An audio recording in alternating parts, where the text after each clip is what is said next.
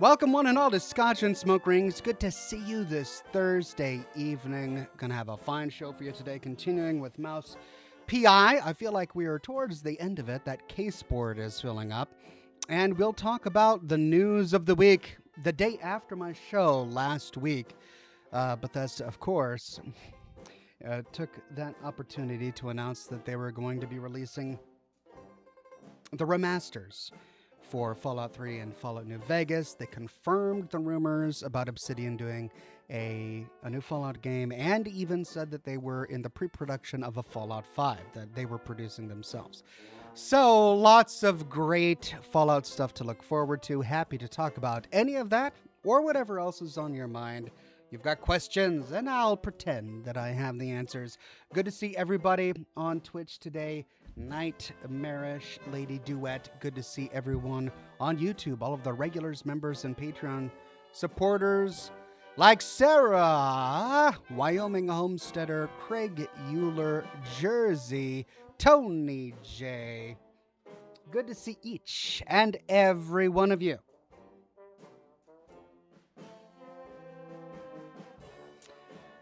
Adam Gracia says, Ox, you looking stiff as ever, old jet, full of bull and vintage. Thank you. Thank you. I do try. That is, when I wake up in the morning, a bowl of old jet full and vintage, that's what's on my mind. A little bit of scotch. A little bit of rum. And today I'm smoking a San Andreas Voodoo cigar.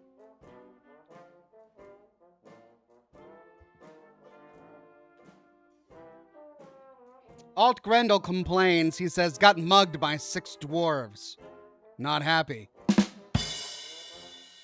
that would have been the 7th dwarf. Right. Cool. Thank you, Alt Grendel. Love it.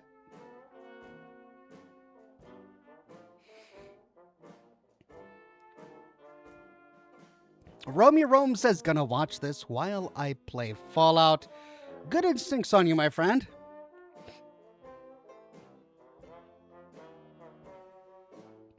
Starstruck says, after hearing about Fallout 5 rumors every week, how does it feel knowing it's finally confirmed now? I mean, it's good. It's good. After Jason Schreier talked about the leaks that there was going to be a new Fallout game, I knew that it was going to happen because Jason's leaks tend to be accurate. And this isn't the first time that Jason has leaked something about Bethesda, and then Bethesda followed it up with a press release of their own a few days later, which is essentially what had happened. So as soon as Jason said it, I knew it was true. So I'm no longer shocked. I'm no longer surprised. I am really thrilled. It's job security for me. It's something to talk about for the near future, which is great. I say near future. By near future, we could be talking about another decade from now. So, or half a decade, who knows? But yeah, it feels good. I'm looking forward, of course, to anything new Fallout. Obsidian has an amazing history with the Fallout franchise. Super excited to see what they come out with. Definitely eager to see where the story continues from Fallout 4 in Fallout 5. And the 2 remasters are, welcome. I've played the games before, so they're not necessary for me, but it's going to make it so much easier for new players to play the games. And for that, I'm really excited. Dean Tanner says, hey, Oxhorn, when's the video on the Pip-Boy? I got all the footage shot. I just haven't had time to sit down and piece it together yet. It's on my list. It's on my list. One of these days.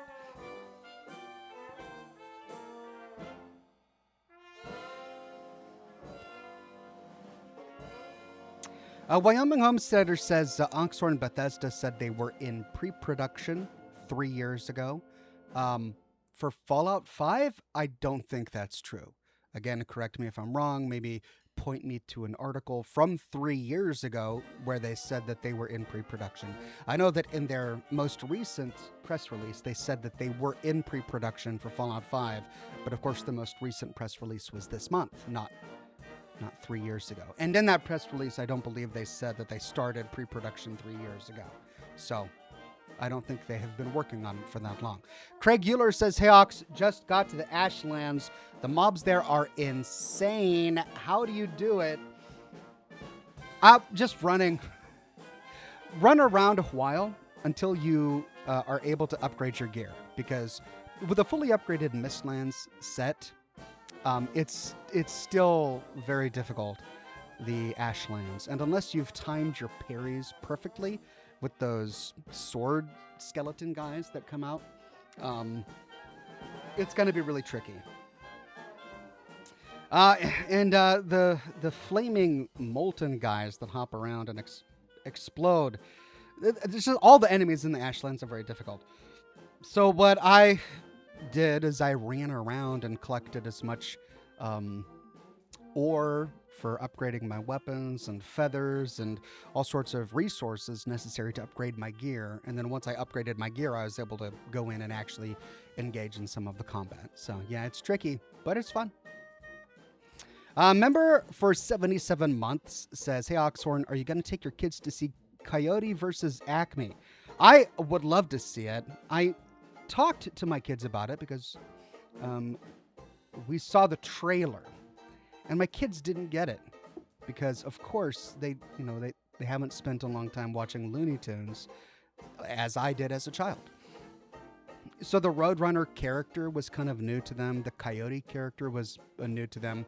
The joke premise of the film, that Acme is the reason that the Coyote has had so much trouble catching the Roadrunner, and that he's now taking the Acme company to court, kind of goes whoosh, because they don't understand the reference. They never watched any of the original Looney Tunes.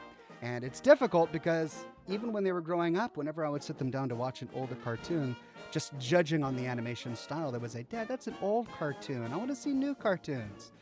So I have very fond memories of Looney Tunes. I think that the Acme movie is going to be great. Coyote versus Acme. It looks really fun. But whether my kids will want to see it or not, probably not. Steel 101 says, "My 3 favorite things are eating my family and not using commas."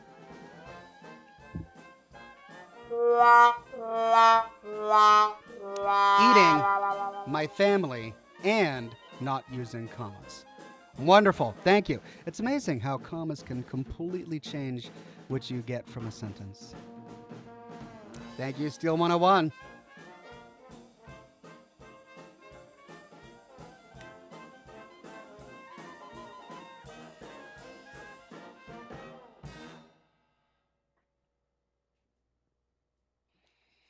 Ned Carlsberg says, "Do you think Bethesda will change some of the New Vegas lore in the remaster in order to match with the timeline of the bombing of Shady Sands in the Fallout show, since they are the ones behind the remaster?" That's an interesting thought. I don't think so. Honestly, I don't think they care enough to do that. I think we're going to get a pixel-to-pixel remaster of Fallout New Vegas, much in the way that we got a pixel-to-pixel remaster of Oblivion. I don't think they changed any of the lore in Oblivion when they did so. And I doubt very much that they're going to do that for Fallout New Vegas either. I think they're on a timetable to get a remaster done as soon as possible to start making money off of the IP. They already lost so much on Starfield. And Microsoft has already lost so much on all of its bad betting in the past several years. So they're eager to make a profit on something, on an established IP. And Fallout is that established IP. So getting a remaster out as soon as possible is their priority. They're not going to take the time to fix any lore mistakes. And there were some lore mistakes, like the Sunset Sarsaparilla Factory got the date wrong for the creation of Nuka-Cola, as was subsequently confirmed for us during Nuka World of the DLC for Fallout 4. So that could be fixed. That's an example of actual lore that was actually gotten wrong in Fallout New Vegas that could be fixed in a remaster. And even though it's just as simple as fixing some text on a page, I don't think they'll do it, right? So they're definitely not going to add any new lore in there referencing the destruction of Shady Sands. Absolutely not. I'd be very surprised if they did.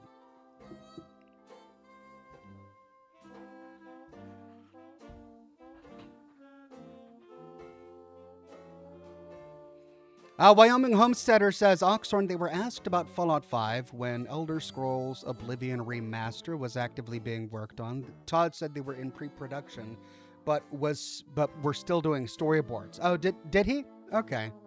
I didn't realize that at the time he said he was in pre-production of Fallout 5.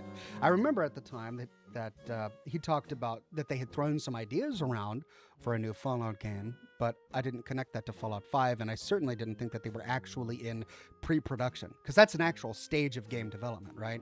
Rather than just throwing some ideas around, which is kind of the gist I got. But if that's what he said, that's what he said.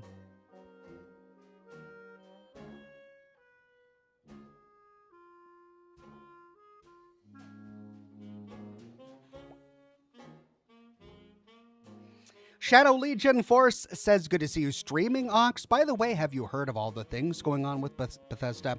We've been talking about them today and last week and the week before. We've talked about Obsidian's new Fallout game, what it's going to be. We've talked about the Bethesda's new Fallout game, Fallout 5. And today we've been talking a little bit about the New Vegas and 3 remasters.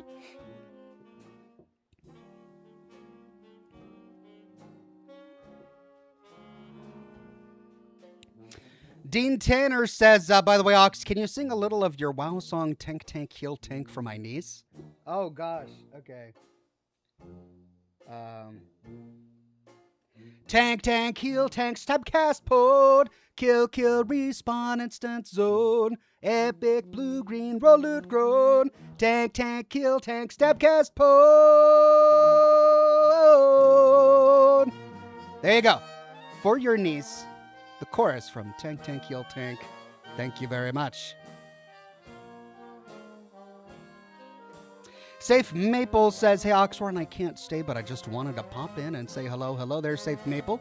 Good to see you, my friend. Sarah says, I'd love it if they expanded New Vegas, empty buildings, etc. They won't. Yeah, that was one of the big issues about New Vegas is a lot of the environmental storytelling was really thin. Like if you just wander around the outskirts of New Vegas and Freeside and West Side, a lot of the buildings are just empty. Not even any enemies there. There's no wildlife. There's no enemies. There's no vegetation, no loot. It's just empty square room after empty square room. Now, in a real wasteland apocalypse, what would we expect? 200 years? I mean, we can have that conversation. Would there be loot around every corner? Probably not. Would it just be a bunch of ruined concrete walls? Probably, yeah. But this isn't about a realistic post-apocalyptic scenario. This is about the Fallout universe. And in the Fallout universe, there's loot around every corner. Because for some reason, no one in 200 years ever thought to loot their immediate surroundings except for the character that you play in the game.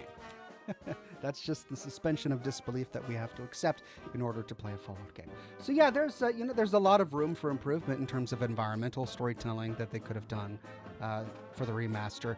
I doubt they'll do it. I doubt they'll change that, to be perfectly honest. I hope I'm wrong about that, but I doubt they're going to change it. Steel 101 says, my hot take is that New Vegas and Fallout 4 should have focused on 3 factions for the main stories. Just remove Yes Man and the Railroad.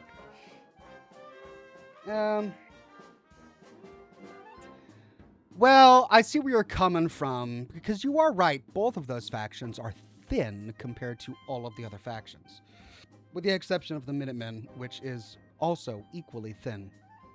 But the reason that they had to have Yes Man is because they had to have something. They had to have some ending that was a good ending. And the Yes Man ending is not a good ending, but it pretends to be. It pretends to be the Courier's ending. It pretends to be an independent ending. It's not an independent ending.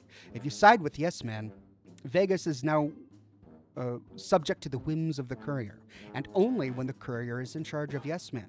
And it turns out that the Courier loses his control of Yes Man immediately after completing the independent ending, because Yes Man vanishes for God knows how long, and he doesn't have control of the robot army, really, without Yes Man there. And we have no idea when Yes Man comes back. So it's not independence, but they wanted you to think it was, which is why they called it independence.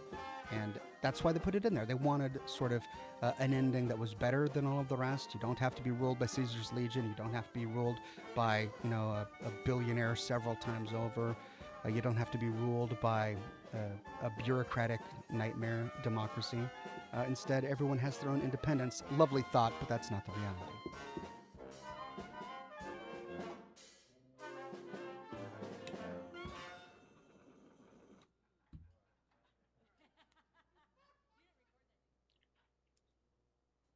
Robert Thing Monk says, "Is Yes Man a sentient AI?" It's an interesting thought. Well, we don't know what he is now. I mean, what has happened to him after the events of Fallout New Vegas? We have no idea. But during New Vegas, was he a sentient AI? Well, there's an argument for that because he definitely argues for his own personal preservation. He asks the courier to make certain political choices for his own safety, right? He asks you to go and destroy the Brotherhood of Steel, and when you don't, he says, "Wow, that's surprising, because they'll really want to blow me up." Like, he's doing it because he's concerned about his own safety, which is something an artificial intelligence would do. And yet, at the same time, he's still pretty much enslaved to the will of the courier. He's been programmed to be helpful to anyone, and he can't circumvent his programming. So does he have some characteristics of AI? Yes. Is he genuinely, truly an AI? No, he's still kind of bound to his programming. So, not quite. The Mysterious Stranger 76 with a super tip. Thank you so much, The Mysterious Stranger. Says, "Yeah, well, my Fallout opinion is that I enjoy a nice pudding or Jell-O snack treat from time to time, with or without whipped cream. I'd take either." And I'm assuming that's a reference to maybe some sort of Bill Cosby commercial from the 80s or 90s or something, because I don't get it. Ooh, Robert. And I know you're older than I am, and so you've probably got a greater back catalog of commercial memories that you can pull from that you're probably making a reference to right now. But thank you. Ooh, Robert. What are we drinking tonight, asks Geek Hazu. We are drinking Kraken rum and coke and Glenlivet Scotch. I believe it's 12 or 14 years old.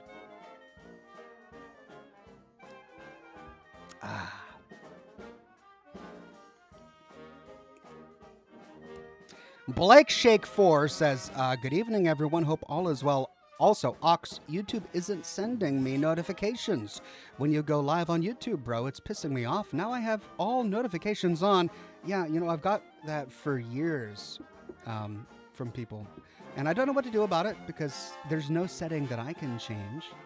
YouTube just kind of has a mind of its own. It'll tell some people, it won't tell others.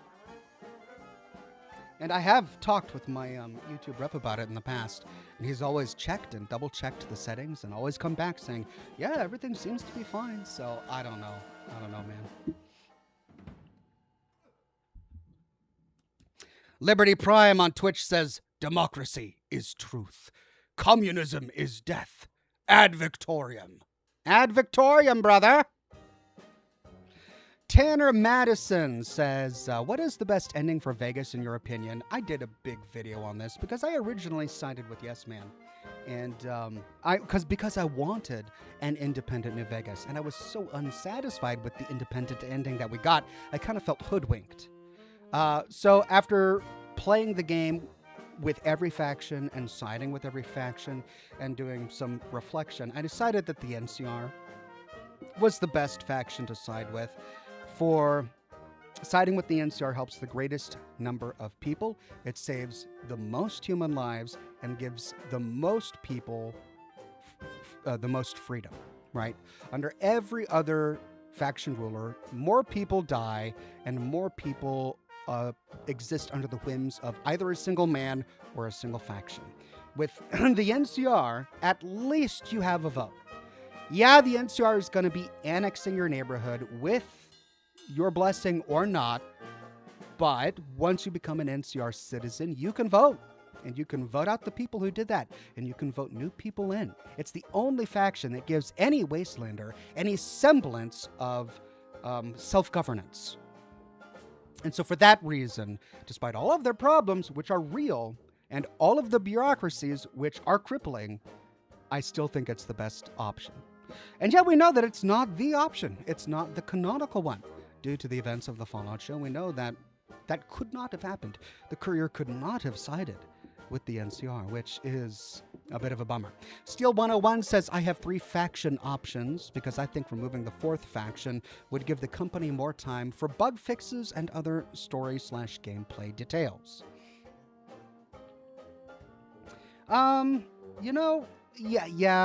So when we take a look at a finished product and we see all of the material that has been put into that product, we can, using our 2020 vision, take a look at it and say, yeah, if you had removed this material that was produced for the game, you would have had more time to set to this and that and so on and so forth.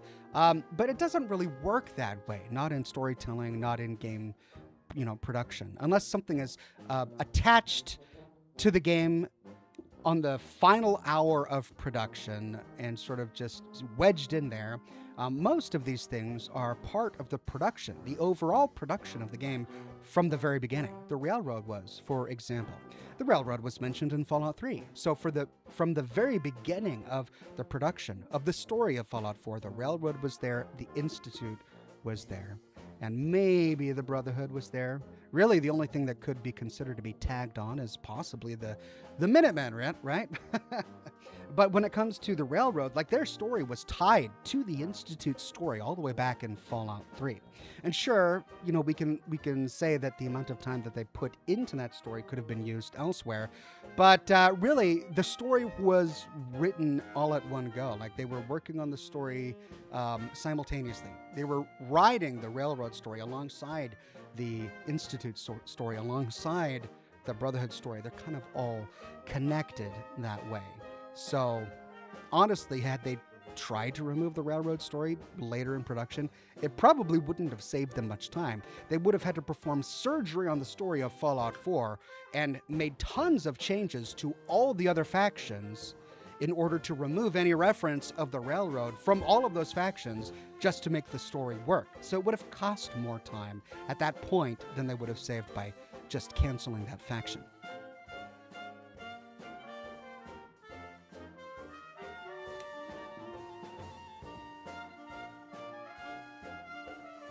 Sarah says, did we figure out what the ending was with the Fallout show? I mean, they're not going to come out and tell us conclusively what the ending for Fallout New Vegas was, but they left plenty of hints, which I covered in my video on the canonical choices that the Courier must have taken in Fallout New Vegas, that the Yes Man ending is probably the canonical ending to Fallout New Vegas.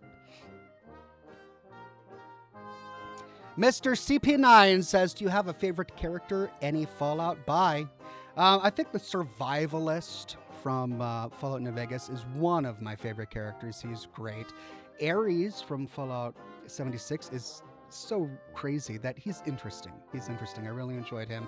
Obviously, Joshua Graham is just epic and iconic. What a wonderful character. I kind of wish they would have done more with him in Honest Hearts and that he had a greater role outside of Honest Hearts.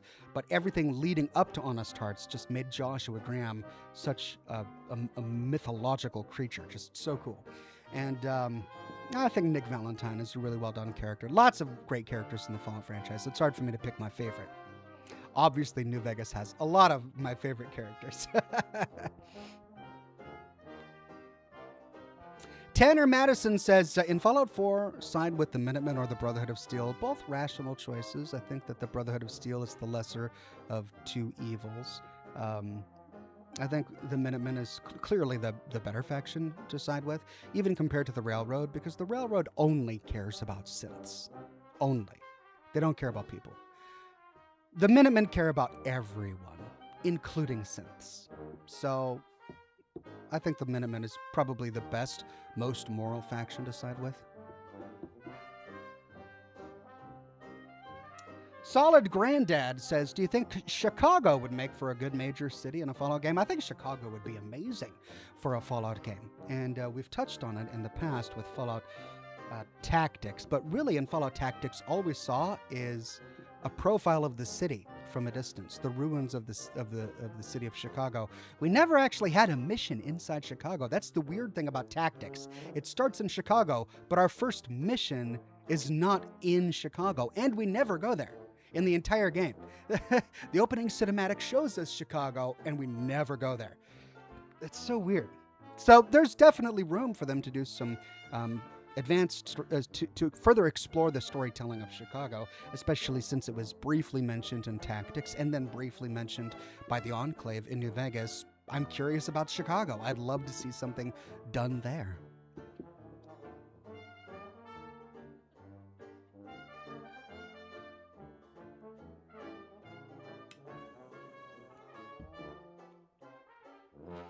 Ned Carlsberg says, thoughts on how Robert House was portrayed in the Fallout show? I've seen folks say that the show ruined House. Some say they have mixed opinions on him. Me, personally, I think he was done pretty well. I agree with you. I think he was done really well. I have some mixed opinions on him, but overall, I think that they nailed the character of House. And I think that critics who criticize the way that House was depicted are either being disingenuous, and there's a lot of that, or they're not fully contemplating the man who was House. They expect House to act like a robot. They expect House to mimic the sort of robotic intonations of Odo from Fallout New Vegas. But they forget that House was first a man, and that he was still a man during the events of Fallout New Vegas. And the Fallout show explores House when he was a man. And so in that regard, it's kind of taking the character and exploring new territory with him. Was Robert House a hands-on guy, a man of action in Fallout New Vegas? No, because he was 200 and something years old and his frail body was stuck in a, human vitalization chamber or something like that. So there was no possible way for him to be a hands-on character. But in the show, they show him before the apocalypse, where he's still in his biological prime. So yeah, even though I think that it's unlikely that the CEO of a major corporation, several major corporations, a hugely rich man and a genius of his day, would ever go into a pub and pick a fight with a bunch of union workers in order to test a mind control chip that he's just doing as a hobby on his own. Even though I think that's probably a bit of a stretch that would ever happen. Even though that is said, it's not completely implausible that he couldn't have been more active in his youth, right? But that moment aside, I think that the way that he's depicted by the show is really well done. Whenever we get to the Lucky 38 in the show and we see House with his helmet on and we see him talking about the universe and all of the strings that he's pulling, all of the things that he's trying to do, we get the maniacal House that we're familiar with from the show. We get the sort of angry House that we see when he doesn't get the platinum chip. When House doesn't get his way, he becomes a toddler, a furious toddler. That happens when we don't give him the platinum chip during Fallout New Vegas. It happens when he's insulted by the ghoul during the Fallout show. And we get something that we don't really get from Fallout New Vegas, which is a bit of vulnerability. Because there were moments in the show where House was he allowed himself to be vulnerable in front of Cooper Howard to a degree that he never allowed himself to get in front of the Courier during Fallout New Vegas. But all of that can still become explained by the storytelling. I mean, maybe he's learned his lesson, that he shouldn't ever allow himself to be vulnerable in front of anyone ever again. Maybe he learned a lesson with Cooper Howard that he never plays all of his cards. He never lets people know what his full hand is as a form of self-preservation. So, yeah, I mean, I don't think it was perfect, but they did a pretty good job of depicting Robert House.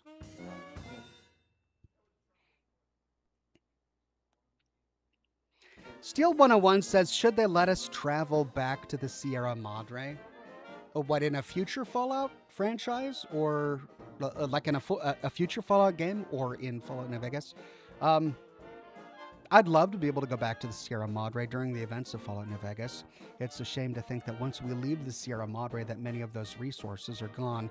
It makes sense from a story perspective, however, because when we got there, we were dragged there by Dog/God. And when we complete the game, Dog/God is no longer able to drag us there and back. He's not like he's a fairy. So that's why we can't go back. At least I think that we can't go back during the events of the game. I don't really want to explore it again in future Fallout games. I think everything that we could have explored, everything that was interesting to explore, we kind of uncovered during the Dead Money DLC. Tanner Madison says New Orleans. Do you think it'll be Fallout 5 or Obsidian new project? But I've also heard San Francisco. I mean, nobody knows. And anyone who claims to know is lying to you. No one knows. But there's plenty of hypotheticals. The reason I think that New Orleans had been thrown around is because there was a mod that for some time was being made called Fallout New Orleans. But neither Obsidian nor Bethesda has made any hint that they were actually going to go to Louisiana to make a Fallout game. It's never been hinted at. We have no evidence or reason to suspect that it will ever go there. What will the new Obsidian Fallout be? We have no idea. All we can do is guess. Could it be a Fallout New Vegas too? Yeah, it totally could. You know what I was thinking about the other day? Fallout New Reno, right? It's been quite a while since we've been to New Reno. I think that following in the footsteps of New Vegas, that they're going to want to make it Western. They're going to want to make it gambling themed. They're going to want to have a city of sin, right? So I think New Reno, a Fallout New Reno, makes a lot of sense. And you could do a Fallout New Reno by setting the city on the western edge of whatever map you create, so that we're actually exploring new territory other than the territory that we explored in Fallout 2. But again, absolutely no idea. Could it be a Fallout New Orleans? I mean, it could, and we have no evidence for it, but it certainly could. As for Fallout 5, my guess is that Bethesda will probably pick up where they left off with Fallout 4 and continue moving up along the East Coast. I'm guessing it'll probably be a Fallout New York, a Fallout set in New York. But, you know, they could really do anything. San Francisco is interesting. And the reason that people have talked about San Francisco is because during the production of Fallout New Vegas, Bethesda did take Obsidian aside and specifically told them not to destroy the She because they had plans for San Francisco. So could they be making a new Fallout game in San Francisco? It's certainly possible, especially after that. But we also know that their original intention for Fallout 4 was to set it in New York. So they've always had the goal of making a Fallout game in New York. And the only reason they went to Boston is because they didn't think the technology was available at the time to make a convincing New York City. A city as dense as New York, they didn't think that the technology was there. And that was really the only reason they went to Boston for Fallout 4. But, you know, that was 10 years ago. Technology has advanced a lot since then. Starstruck says, would you rather rule as Caesar for only 1 year before cancer takes you? Or be a Brotherhood of Steel paladin with a 70% chance of death during every battle? Or be an overseer whose dwellers just discovered that you're Canadian? Oh, God. I mean, none of those are good choices. I mean, the Caesar one is interesting because you have at least got a year to place reforms within the Legion to completely turn it into a different organization before you die. And then you never have to think about the Wasteland again. You're free. The Brotherhood of Steel one is interesting. I mean, you have a 70% chance of death during every single battle, but you're surrounded by your brothers and sisters. There's camaraderie. There's a sense of purpose. There's a lot of good things with the Brotherhood. There's no good thing about being a Canadian in a vault, so that's probably the last of my choices.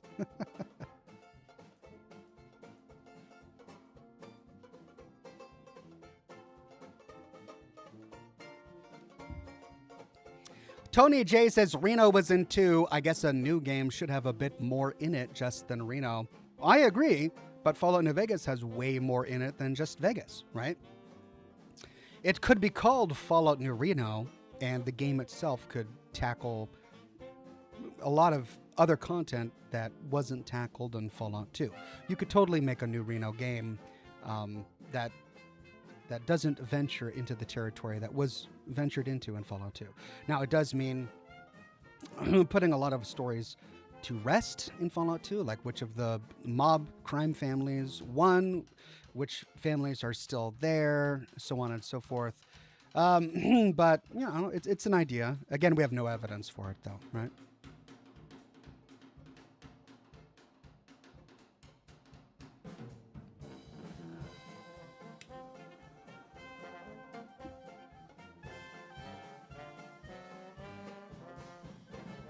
Steel 101 says, okay, I'm a little confused here.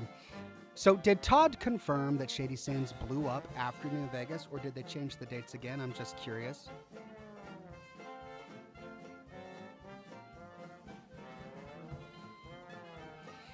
In an interview with IGN, Todd Howard personally confirmed that the destruction of Shady Sands happened after the events of New Vegas.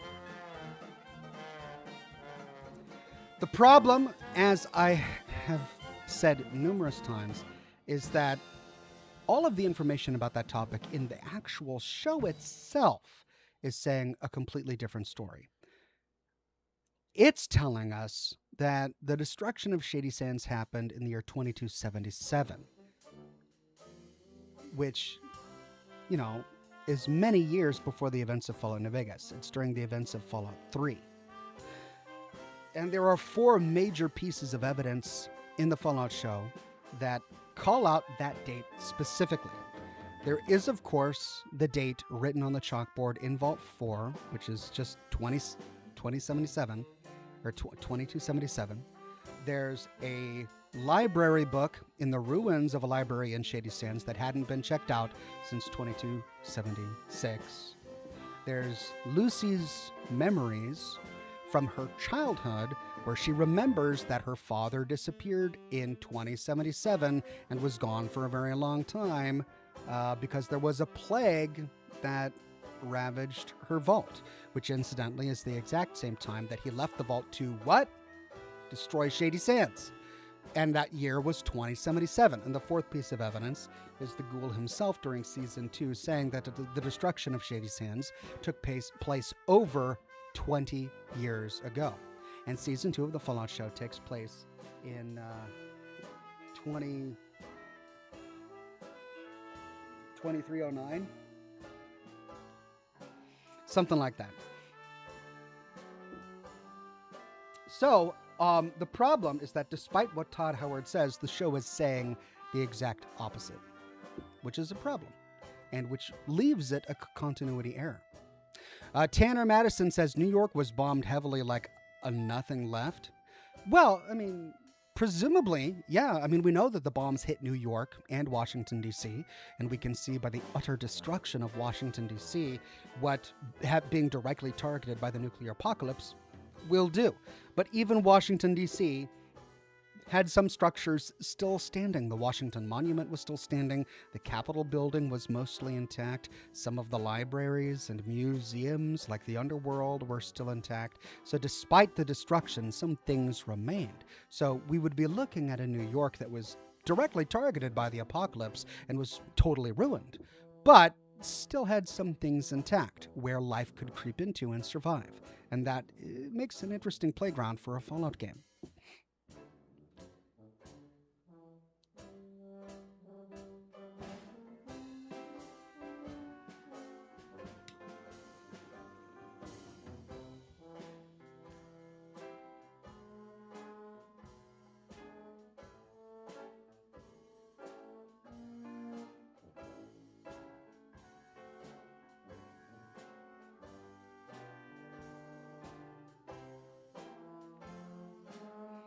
G Money says, do you think a Fallout in Texas will ever take place? So that's interesting. Maybe. They went to Carbon, Texas in Fallout Brotherhood of Steel, which was such a bad game that Bethesda has rejected it from the canon, which means that canonically we haven't actually explored Texas in any way in any canonical Fallout game, even though it was explored in Fallout Brotherhood of Steel. Texas is a huge state, and it's ripe for storytelling. It would be a wonderful place to tell a story. But you know what? All of the stories so far have really been West Coast, East Coast, not really Southern. That said, it's about time. I'd love to see some stories told in the Southern states. I'd love to see some stories told in Canada, Pacific Northwest as well.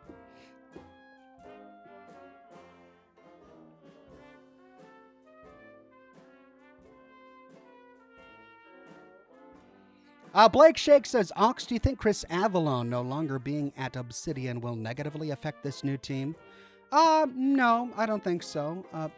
There were a number of people who were involved in the success of Fallout New Vegas that are no longer working at Obsidian besides Chris Avalon. Chris Avalon was just one of the developers, and, he was a strong voice due to his connection to Fallout 2 in particular. But I wouldn't say that he was one of the major developers of Fallout New Vegas. I think Joshua Sawyer had a bigger imprint on the overarching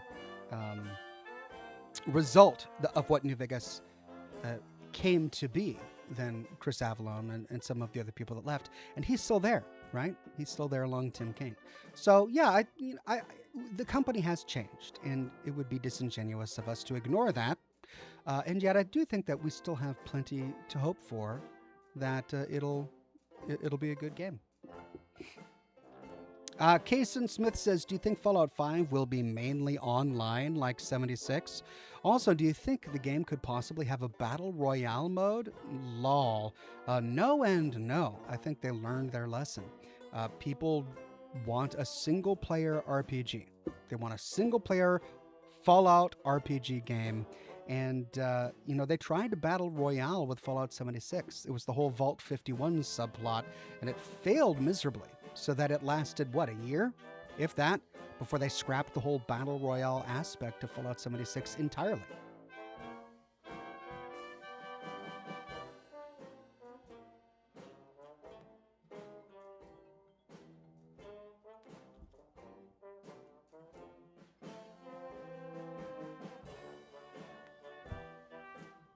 Brandon Lucas says Avalon is a better writer than Sawyer. I mean, okay, I'm not going to pick favorites because they were both excellent in Fallout New Vegas. Avalon was excellent in Fallout 2.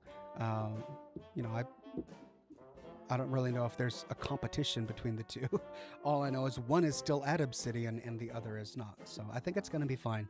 Tanner Madison says, it would be fun to see a New York like DC. What would you want to see in a new Fallouts?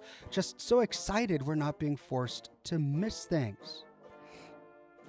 Gosh,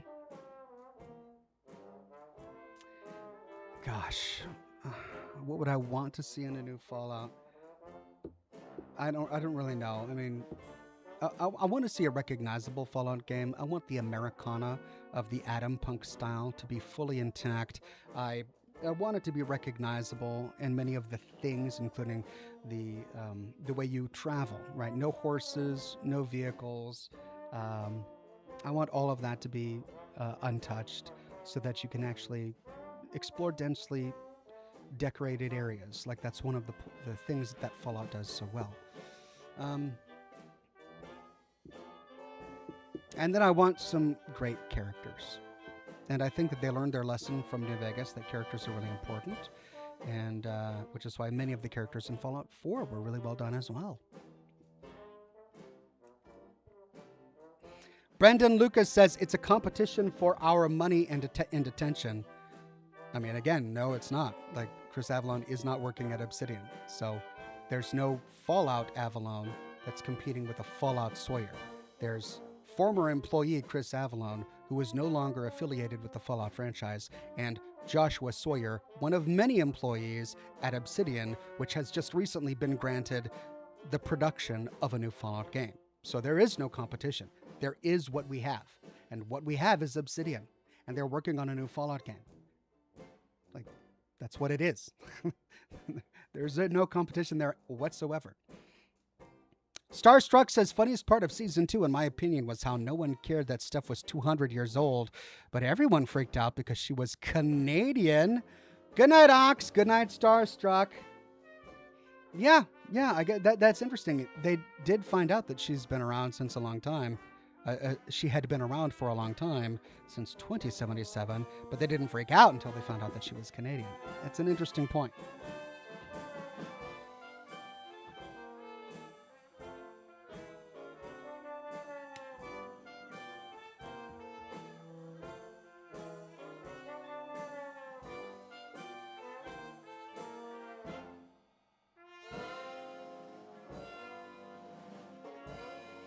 Steel 101 says, I respect Avalon for his past work, but truth be told, I'm not crazy about him kind of creating unnecessary drama in the fan base, and I disagree with his negative comments about Fallout 3 through Fallout 4 and the TV show.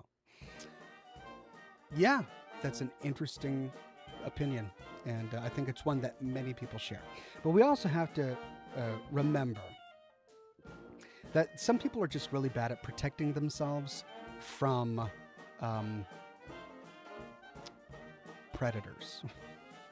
And in the Fallout community, there's an entire segment of players who are predatory, and they will seize upon anything they possibly can to further validate their own weird beliefs about Bethesda and certain employees at Bethesda, to validate their own beliefs about the idolization of Fallout New Vegas and Fallouts 1 and Fallouts 2, and the demonization of Fallouts 3 and Fallouts 4 and Fallout 76.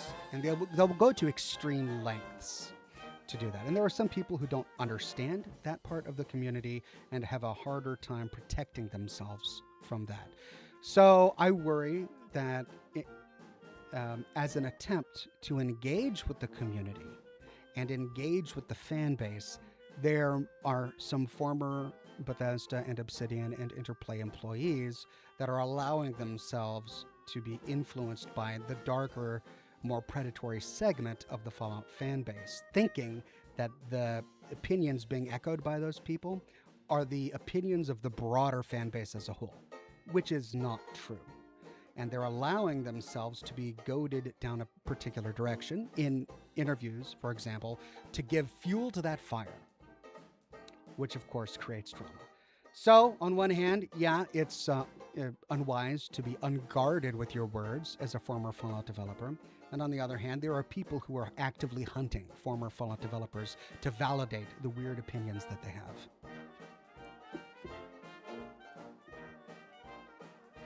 Brandon Lucas says, yes, but you're suggesting quality of writing doesn't matter. Tell me how much you enjoyed the last two Fallout 76 stories then.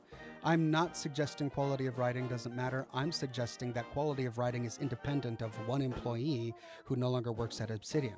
I'm suggesting that Chris Avellone, despite everything good that he had done, is not the sole reason that Fallout 76 was, Fallout New Vegas was a success. I think that there were plenty of very talented people, including writers, who worked on Fallout New Vegas. I believe that Chris Avellone primarily worked on Dead Money and had a little bit of writing on some of the DLCs, but for the primary plot of Fallout New Vegas, wasn't actually the main writer.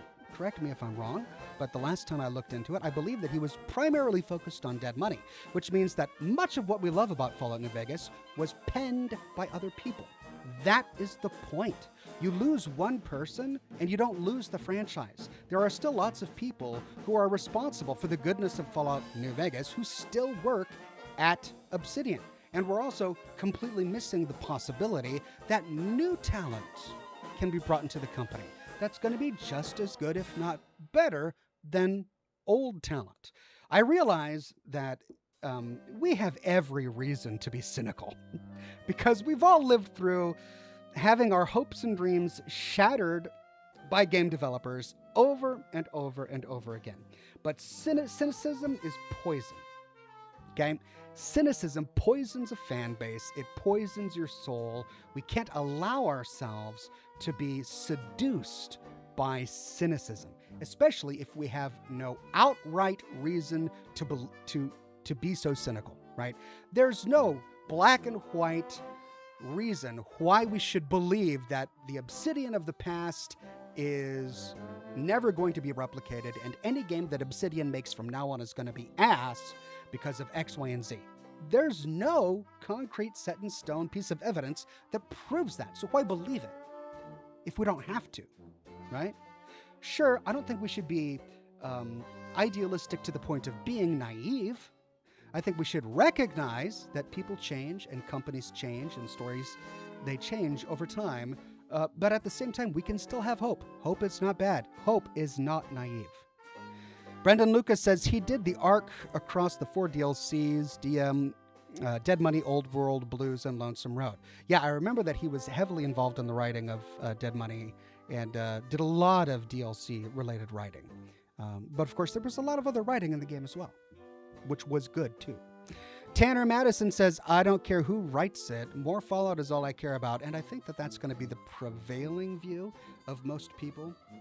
I think we can sometimes tend to idolize writers and developers, kind of like, basketball stars or our favorite, Hollywood actor. But that's kind of parasocial, really. It's unhealthy. It's unnecessary. When it comes to making a game, games are teams. Like a team makes a game. And, Chris Avallone was a celebrity developer back in his heyday. And he definitely bore the fruit of that in his time. But all of the great games are written by teams. Nobody talks about the writer responsible for Red Dead Redemption 2. Everybody understands that it was a collaborative effort that produced a masterpiece of gaming narration. And I think that we need to give more credit to a wider range of people at Obsidian and at Bethesda and at the gaming companies that we love, because so many dozens, if not hundreds of people go into making a game great. Not one quasi-celebrity gaming writer, right? So... Sarah says, I don't want voice acting for the player. I know you don't. And there are many people in the Fallout fan base who don't either. That's really the one criticism of Fallout 4 that I disagree with. I actually liked a voiced primary character, protagonist. I liked that my Nate and my Nora had voices, and I didn't have to imagine them or something. It gave them more personality. And I think the difference comes from people wanting to role-play themselves into a game rather than trying to role-play a character. There are plenty of legitimate reasons for not wanting a voiced protagonist. I get that. But when I role-played a game, I wasn't role-playing myself. I wasn't pretending like I'm in the game now and I'm going to make decisions that I would make. I would role-play a character. I would role-play a Minutemen General, a Brotherhood of Steel Paladin, an Institute Courser asset, not literally a Courser, but like Kellogg, right? I would create my own characters with their own personalities and thoughts, and they weren't just me, right?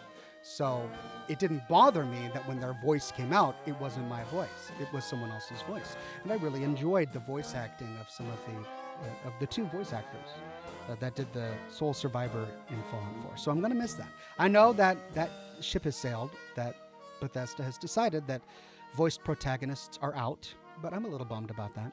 Galdi Wynn says, Hi Oxhorn, I've been working my way through your Fallout lore videos and I really enjoy them. Thanks for the hard work of going through all the dialogue options. Looking forward to more. Thank you, Galdi Wynn. Much more to come. I'm working on a new video. I know I've been saying that for weeks now, but I am working on a new video and I hope to have it done soon.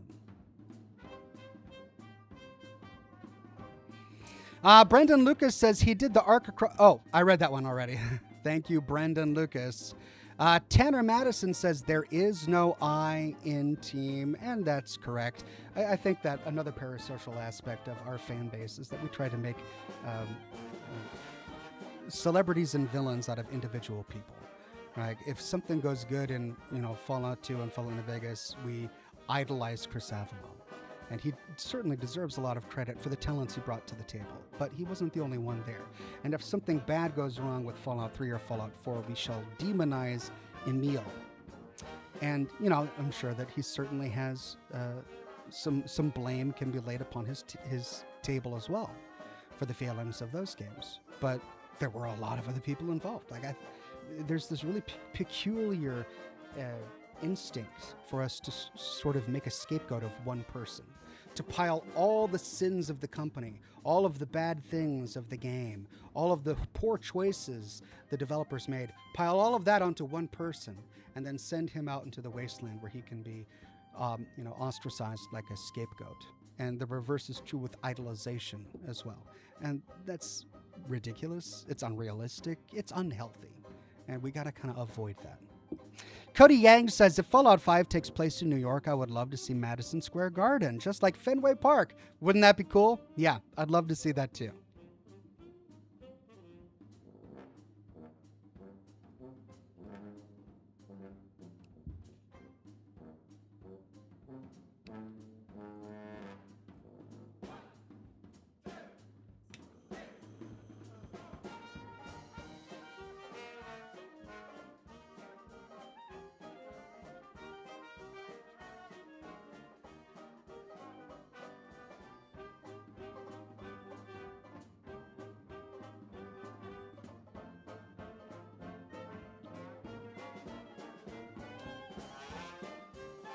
Frying Nemo says, am I crazy for liking 76? Yes, it has its issues. It has a very rocky launch. The story isn't amazing, but the game has improved, in my opinion. I've had so much fun playing with friends at events. No, you're not crazy. You're not. And if anything, it's a boon to your personality. It says a lot about your personality that you're able to overlook the bad and take in the good. You're able to see the good in the game and enjoy it for what it is. I was like that for a long time, especially at the beginning. As the changes started to pile up and as the new DLCs were released, it became harder and harder for me to ignore the poor writing, for me to ignore what I felt and still feel to be predatory gameplay decisions that they made. The whole Fallout First thing really sat bad with me at the time and still sits bad with me to this day. So I've got my problems with Fallout 76, but I'm not going to be the kind of guy who sits there and says that everything about Fallout 76 is bad. It's not. Even when it comes to the storytelling, there is some storytelling that is really good. The Caravan Company, the Blue Ridge Caravan, for example, they have a really interesting story with all of their different characters. So there are some good, storytelling moments in there as well. No, you're not crazy. Deviler's Human says, Ox, are there any new Vegas DLCs you want the series to touch on, or do you want them to leave it alone and to our interpretation? I want the Fallout TV show to move away from the Mojave. I know that they're gonna have some of season 3 set in New Vegas as a consequence of the plot that they've sort of worked themselves into, but I want the majority of season 3 to take place away from the Mojave, and then the rest of the characters left behind at the Mojave to eventually move east as well. That's what I want. I don't want to revisit locations that were visited in the DLCs.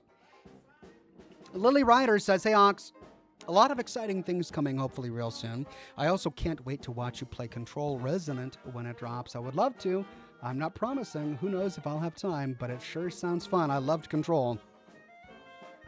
Sauce is best on says, Roger Clark said writer forced him to say certain words wrong, adds so much to Arthur Morgan. Good writers are needed. Side note, no offense to Emil.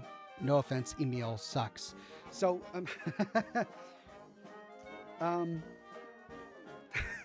this goes back to what I said about demonizing one person for the sins of an entire company, or praising one person for the successes of an entire company.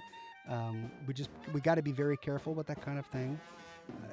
It can lead to unrealistic expectations. Like, even if Emil were to disappear from Bethesda tomorrow, we would still have a lot of things to be concerned about with Bethesda, right? Like, it wouldn't fix the problem, which means that he's not the only problem, right? And is he even the problem?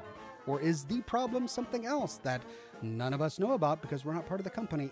Trying to pretend that we on the outside know the panacea that can fix Bethesda and fix their games is ludicrous. We don't know, right? We have hints and insights, and there are some things that have consistently been a problem that we can talk about. Criticism is fine, but to pile everything onto one person is just insane. It's insane.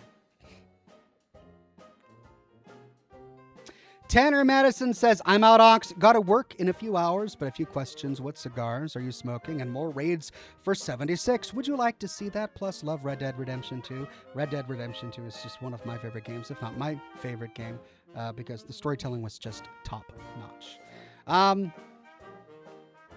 Yeah. I mean, I haven't even done the one raid that's in there. I mean, the problem with raids is that they can't be completed by one person. And we had always been told from the very beginning that, yes, Fallout 76 is a multiplayer game, but it could be played by yourself if you want. But no, we can't do raids by ourselves. They're impossible to complete by yourself. Okay, not impossible. There are some players who are so good that they can complete them by themselves. But for the vast majority of us, no, we can't complete a raid by ourselves. And so for that reason, I'm really frustrated with raids because I don't play with a lot of other players. When I play Fallout 76, I like playing by myself, and I feel like there's an entire slice of content that I will never be able to enjoy because I don't play multiplayer, really. Brendan Lucas says, I think ironically, Bethesda has the better writers than Obsidian these days. Chris Takahashi is Bethesda's trump card, added huge whimsy to Starfield micro DLCs. Well, I mean, yeah, I don't know anything about, I don't really follow the employee careers of people at Bethesda. Like, I don't know who, oh wait, Chris, I do recognize that name. He did Creation Club stuff, didn't he? Yeah, Chris Takahashi. And from what I recall, his Creation Club stuff was really well done. Time Oxhorn says, Alt Grendel, thank you, Alt Grendel. It's time. Let's dive into the game.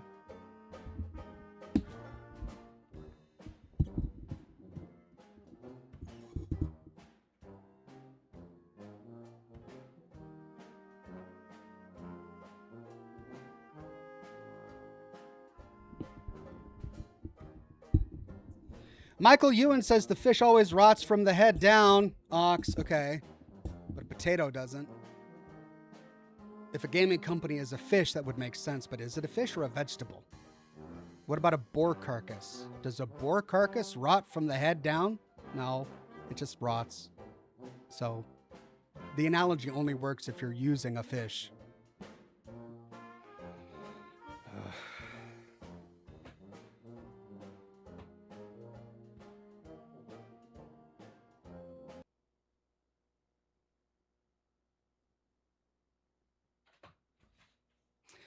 Oh, please don't crash. Yay!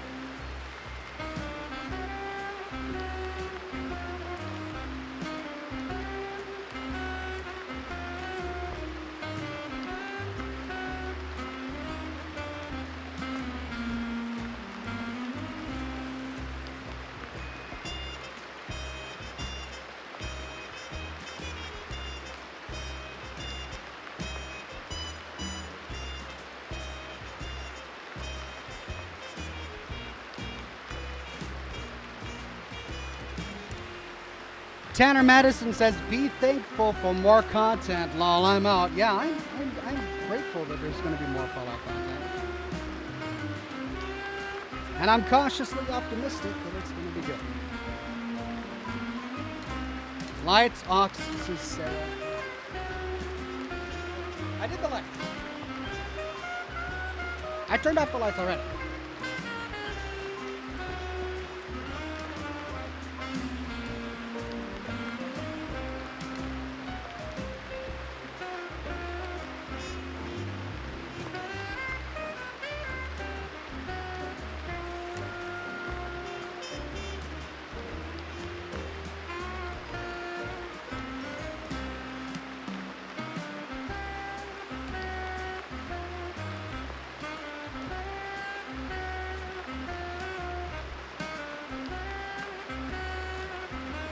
Second.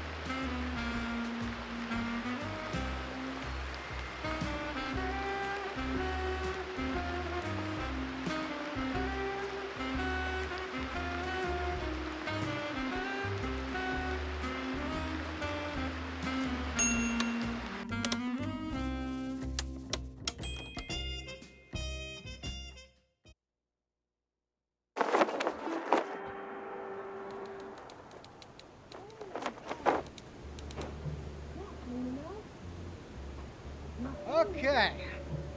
Wow, this list of quests. How has it gotten so long? I thought that we were getting kind of close to the end here. I mean, look at our case board. It's mostly full. 2 of those major cases have been solved so far. Actually, these 2 have been solved. Okay, let's see. Where were we? Track down the canned sea slugs at Fart Hospital? What? What is Fart Hospital?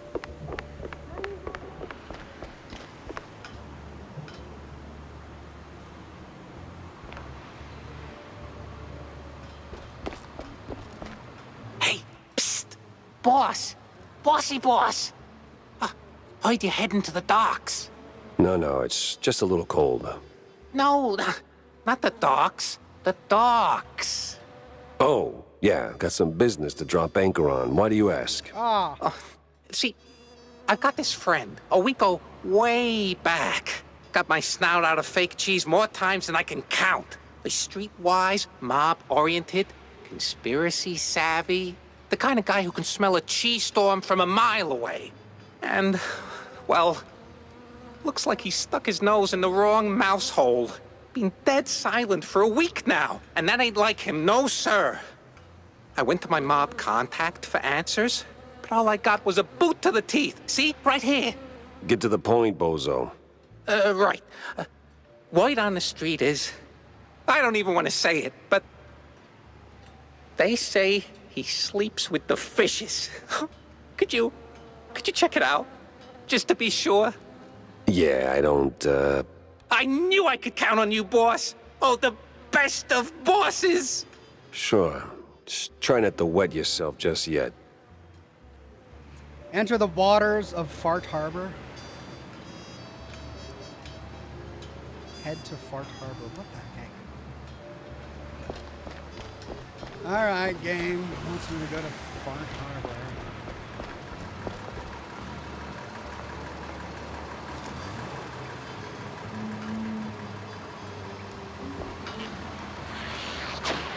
Okay, Fart Harbor.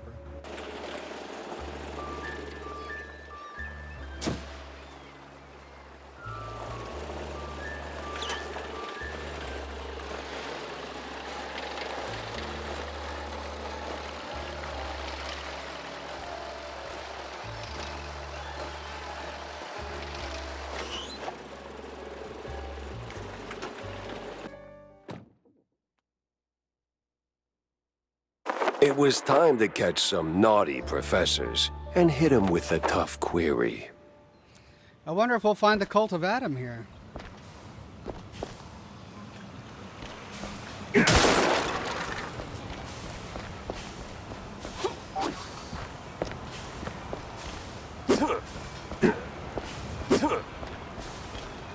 Hello.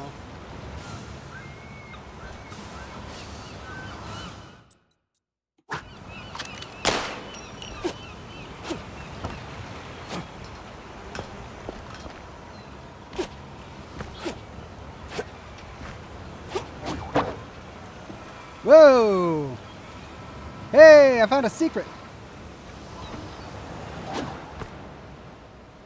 All right.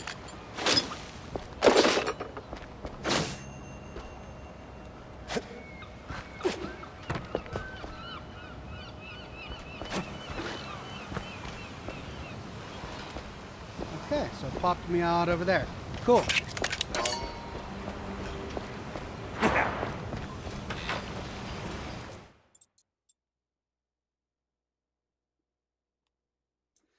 Daylina says, I love that they're leaning into all of the puns. Yeah, me too.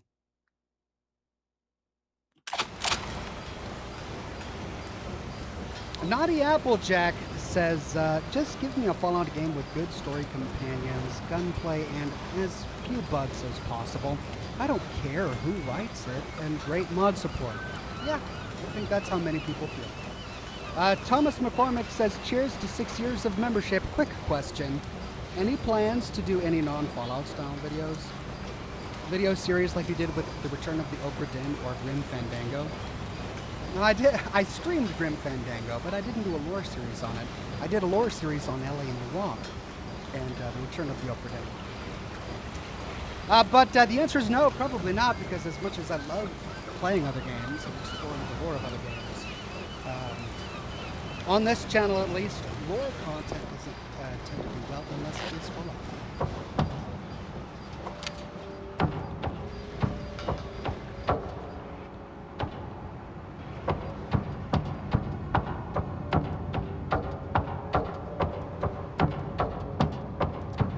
you taking me?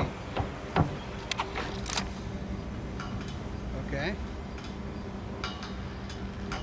The Wallop boys. Here? Of course they are. The Wallop boys. Here? Of course they are.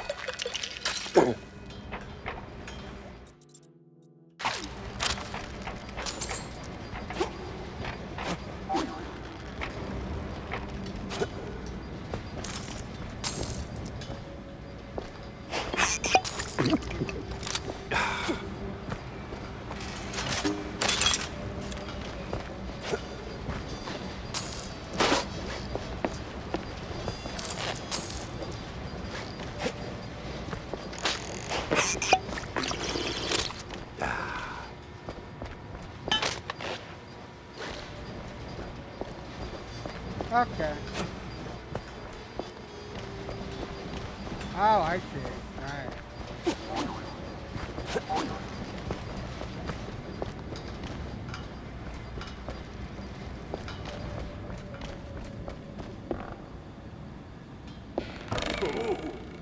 Huh.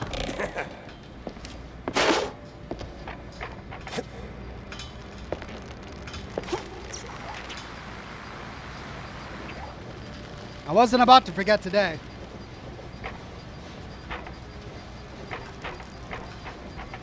Not after the embarrassment of last week.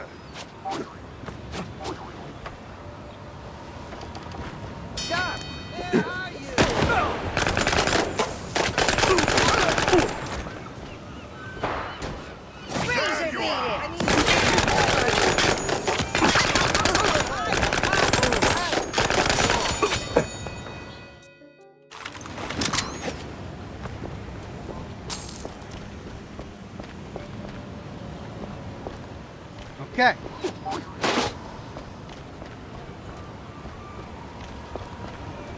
One set.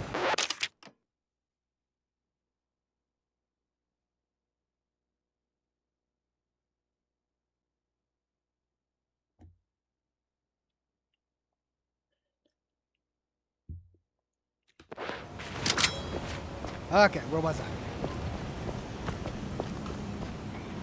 And off they go. Well, now to call a civilized mouse, but I might need a civilized way to tell them.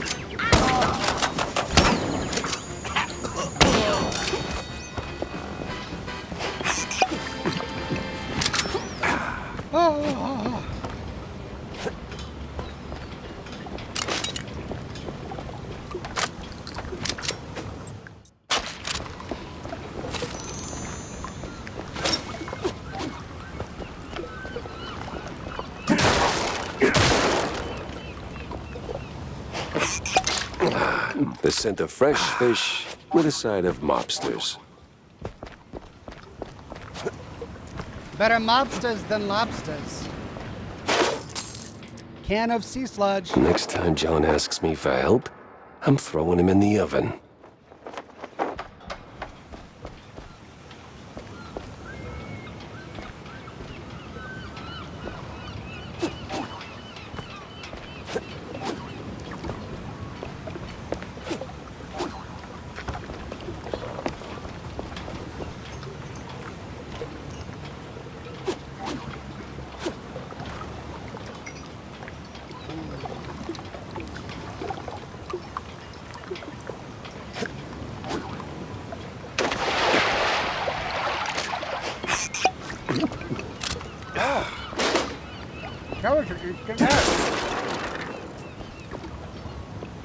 In the past maps, we were able to explore underwater, but not here. That was weird. Okay.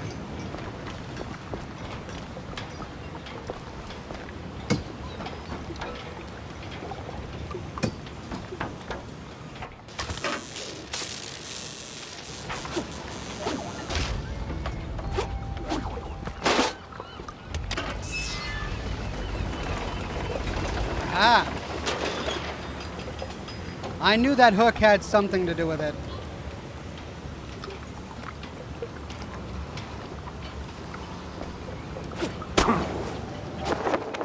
Secret.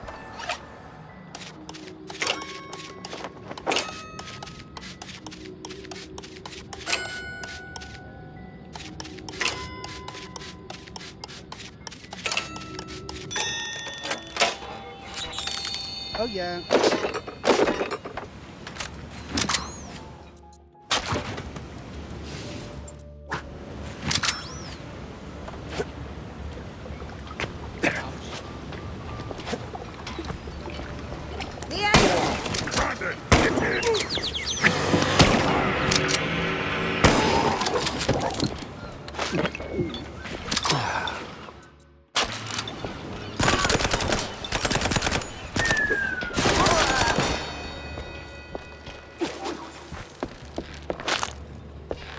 Hungry pelican.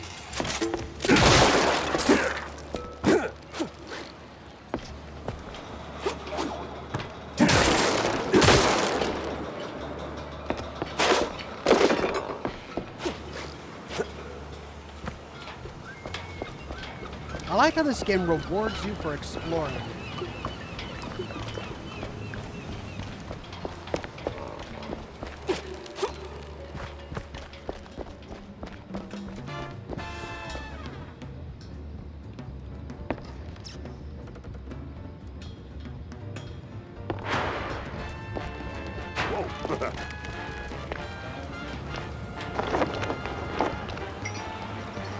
Tammy!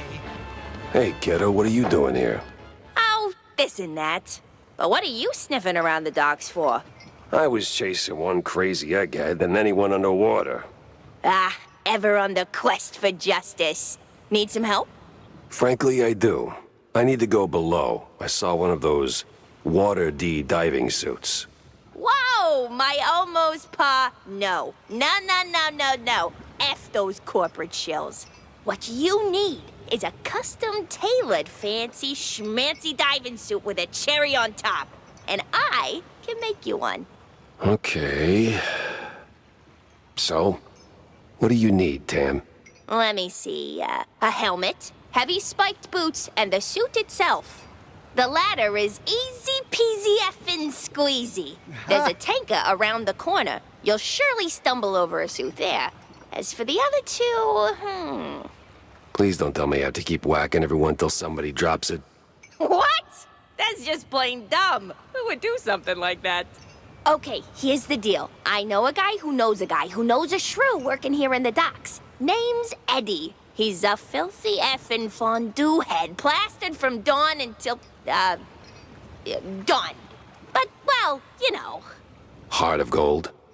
And some shaky hands, too, if you catch my drift. Yeah, so he's usually prancing around the dockyard, you know, the way you came in. He must have a pair of boots if he didn't pawn them off already. You probably missed him on the way here. He went for a piss or another glass of cheese, yeah. And the helmet? That, my dear sir, I do not know.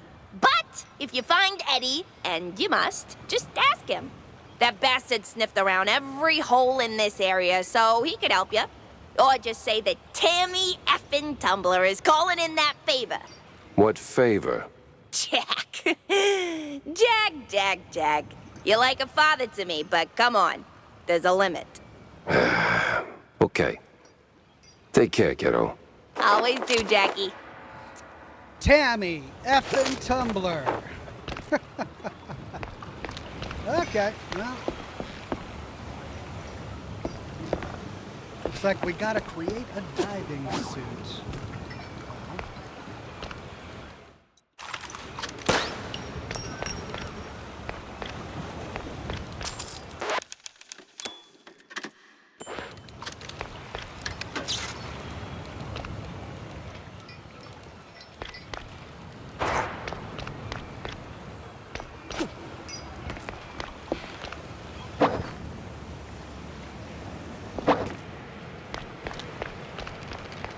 Okay, fine, but what was over here?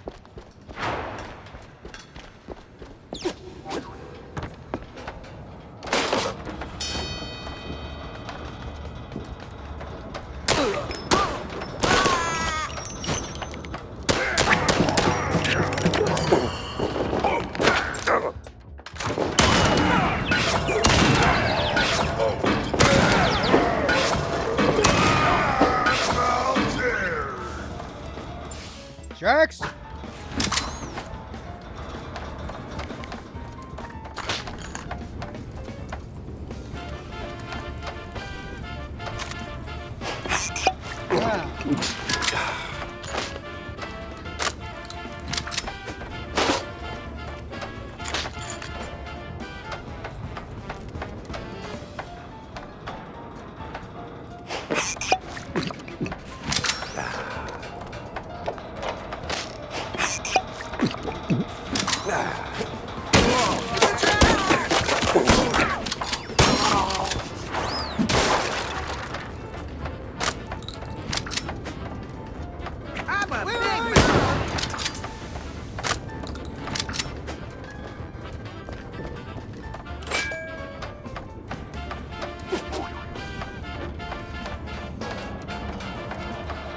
Alright, so this was the way I was supposed to go.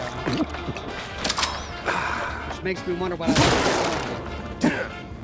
But that was the way.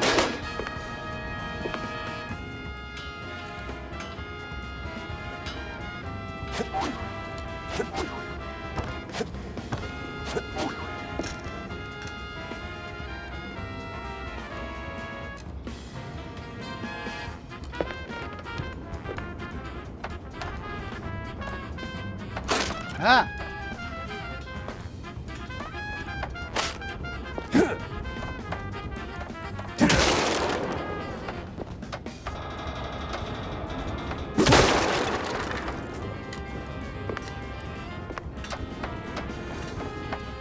Nice eyes. Great.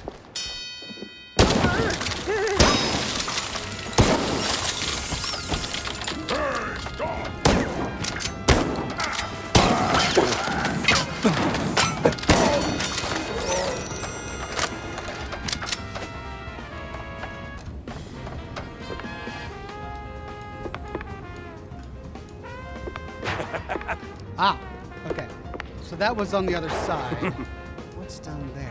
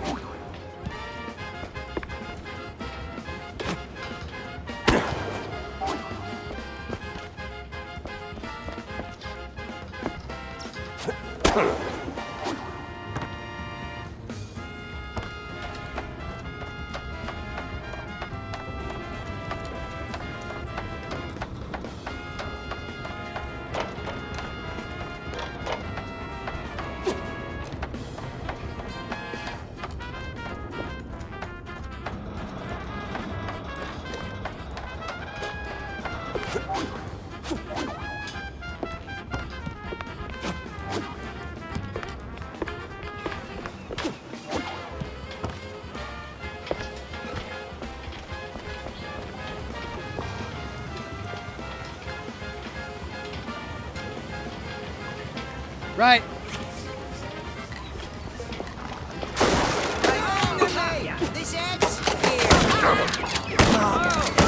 Hey!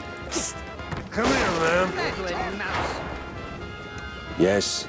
You look proper stuffed up. Can you, do me a solid? Do a what now? You know, a favor? See, my wifey, she's all good and kind, and I'm such a lowlife. Always chugging cold fondue on the job. Yeah. Where do I come in? Anytime. She's a good host. We'll give you cookies and stuff. Fine. What do you want from me? See, I got a diving gig, right? Convenient. And she thinks I'm actually working, but that damn cold fondue always gets in the way. Here, take the boots. I got a helmet in my home. That's convenient. Almost as if by design. Now, go down there. There's an entrance near the staircase. Slip in, get the helmet, get out. My dear, dear Marie. She must not know I'm here, drowning myself in that filthy fondue.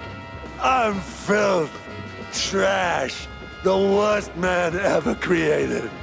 Well, I need that helmet either way. So, Ah.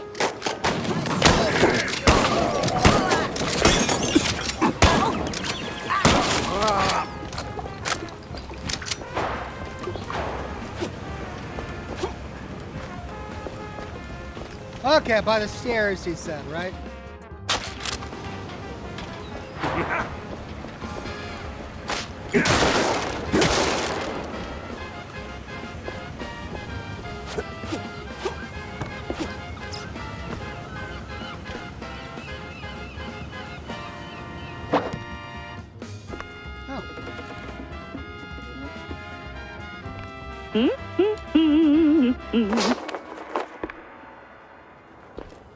Oh, poor lady.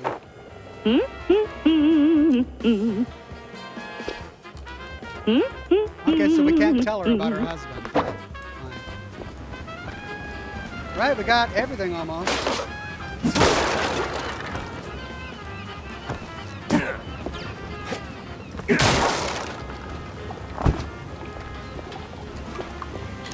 All right, enter the waters of Fart Harbor.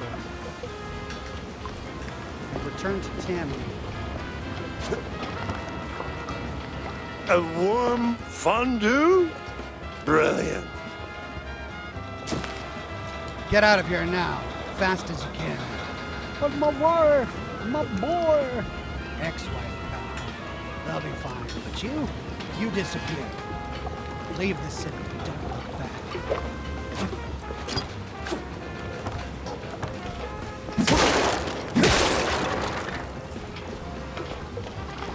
Alright, well, I guess let's try Tammy first.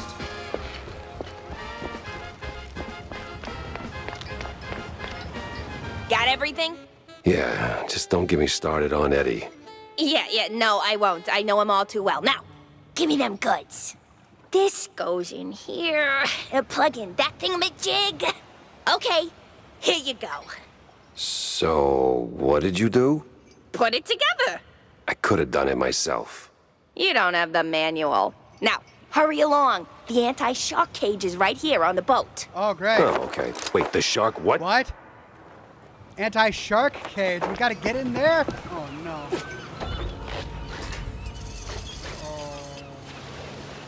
Glug, glug, glug. Oh, wait. No, I got the helmet on. Poke around the basin, I guess. Nice, you can see my reflection in the glass. I like how non-committed that quest objective was. Poke around the bay, I guess.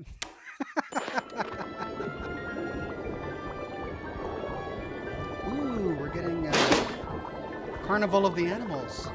Nice.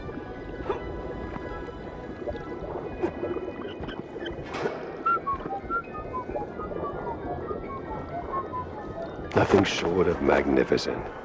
A shame. I'm probably gonna trash it. Reach the submarine. Ooh, hello. Ah! Really? Oh my god.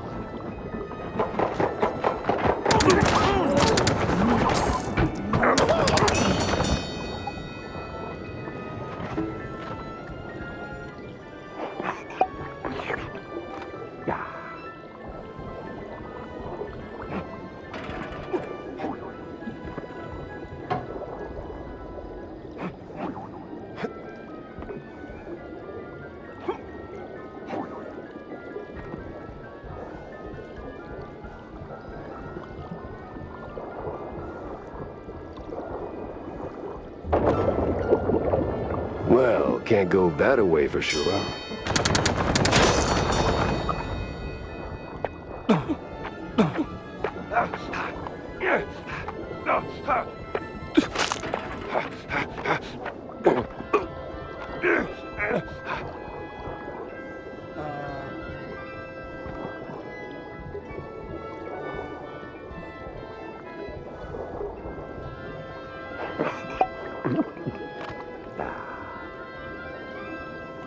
Okay, I'm getting little skulls and bones, which I guess is telling me that it's poisonous or hot water?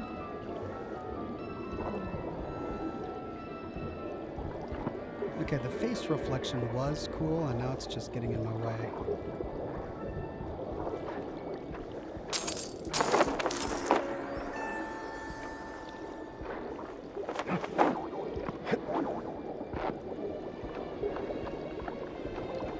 Okay, well, I found a secret.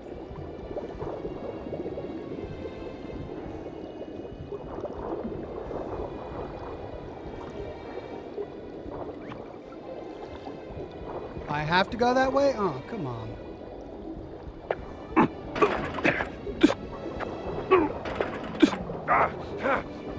So we just got to go through it quickly, I suppose.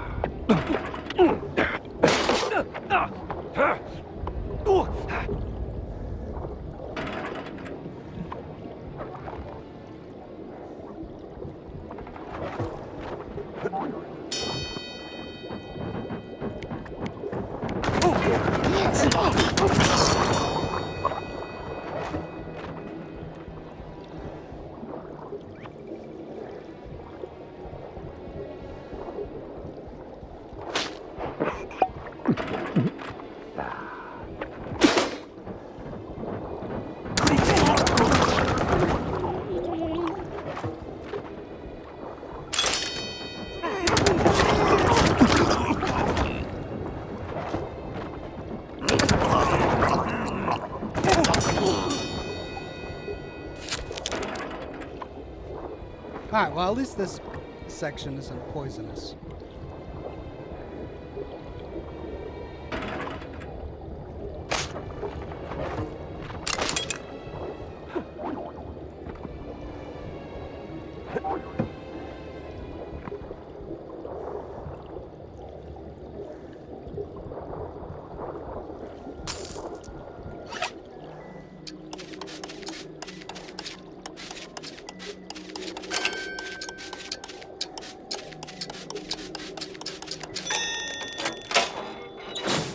Got it.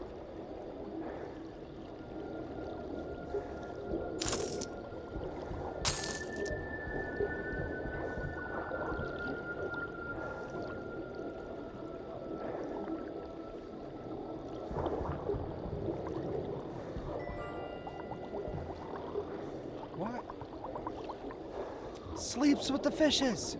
You really are sleeping with fishes.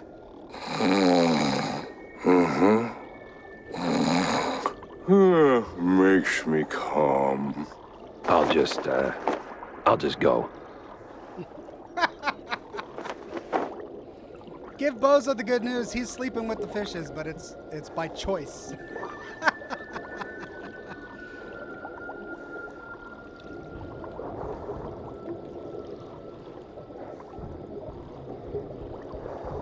Ah.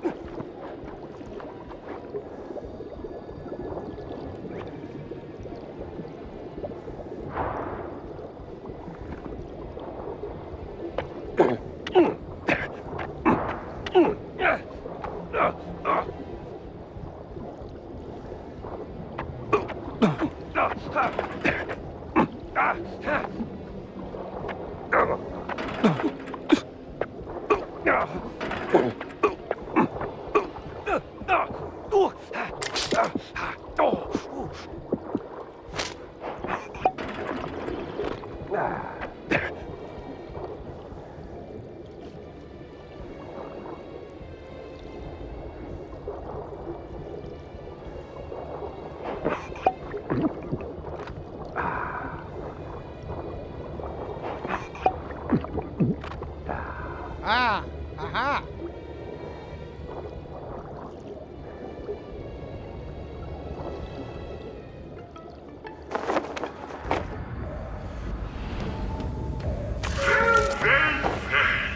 Look what has popped into my underwater fortress. Unacceptable! But ha! Your silly toy guns stand no chance against unparalleled nature's ultimate mouse Betreiber with kaboom! Halt! Do not touch that, or you'll be swimming in the fishes, Mr. Pepper. Oh, I'll not touch it all over the place. Stop breaking my submarine!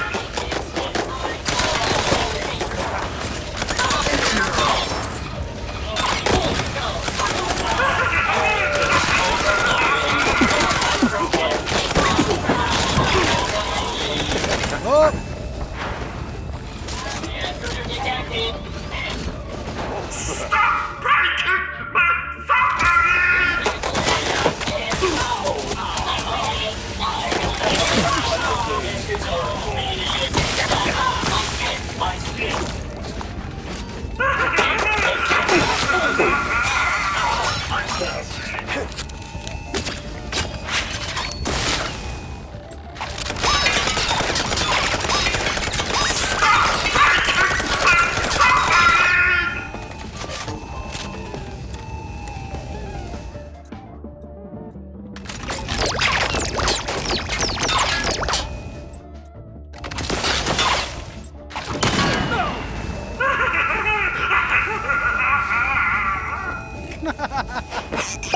what was that laugh? Okay. Stop breaking my submarine!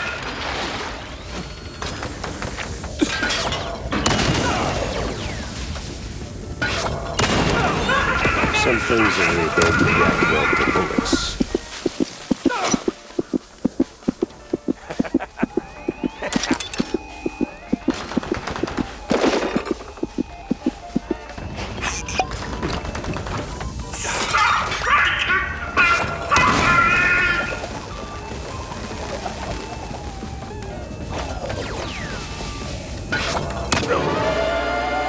What got me?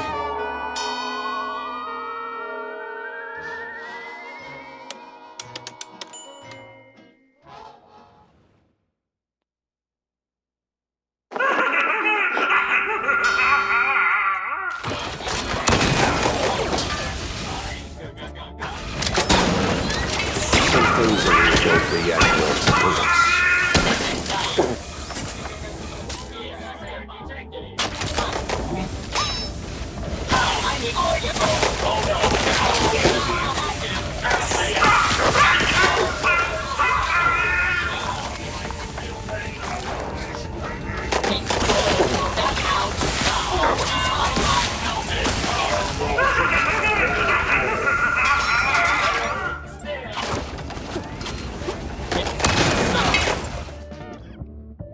Ah.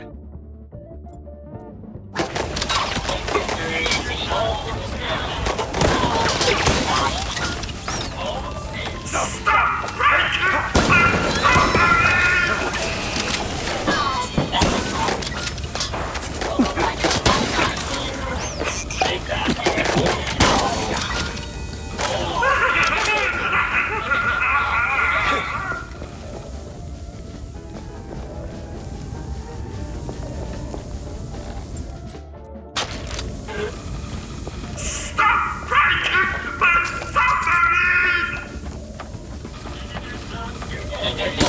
Professor, here I come.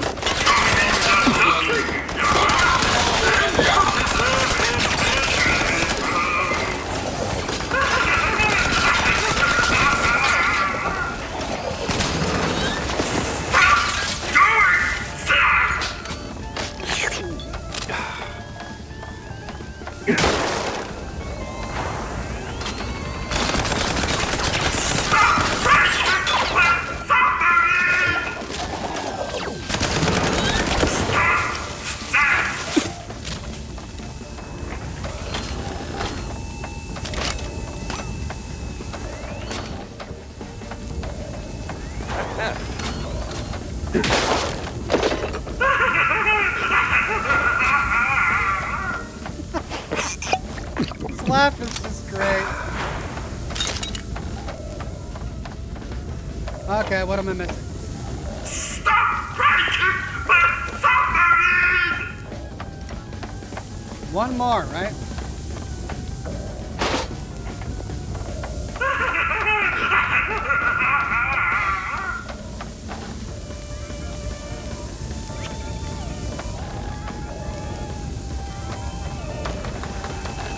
Stop breaking the submarine! Okay, I gotta go through those big doors.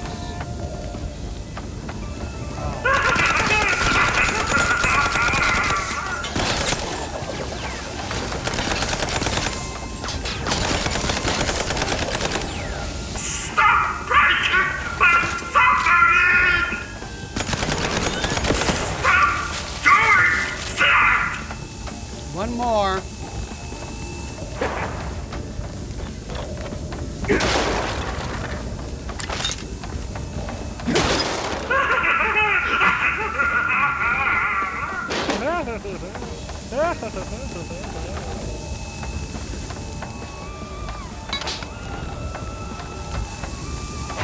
Stop breaking the submarine!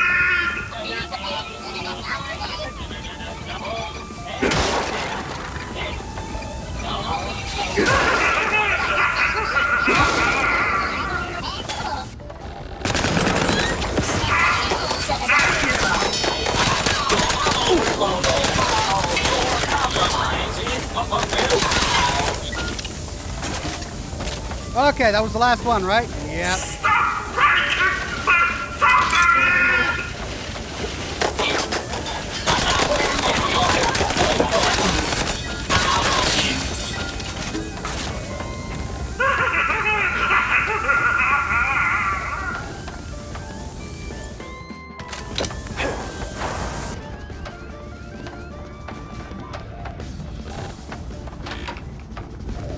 Hello? Anyone here?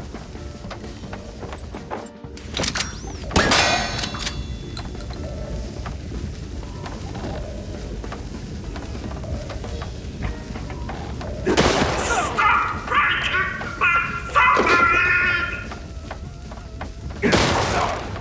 Ah.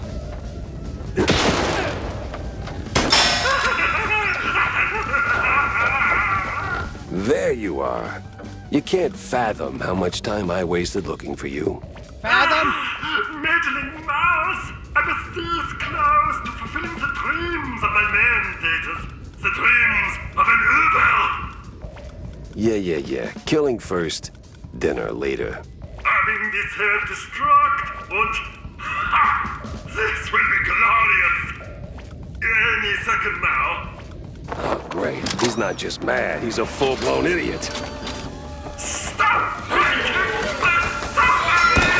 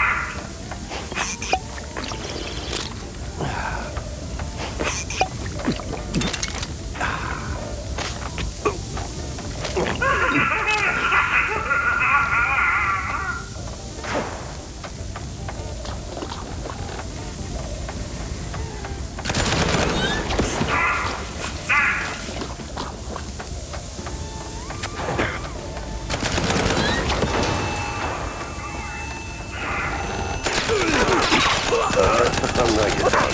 You're not slithering away this time. Got a clue. Honorary membership card handed out by BMP Board for our overseas friends and comrades in science and social issues with a tremendous Z. Big Mouse Party. Heard Sawyer Buzz. Turns out Z scientists were brought to Mouseburg 3 years ago by none other than representatives of the Big Mouse Party.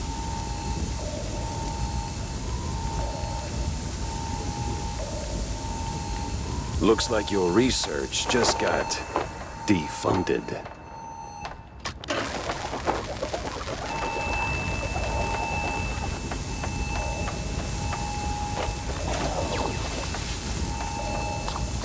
I don't want to get wet again.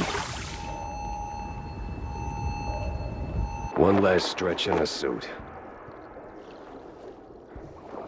Okay, blew up the submarine. Drive back to the office. There's my car. Wow, okay.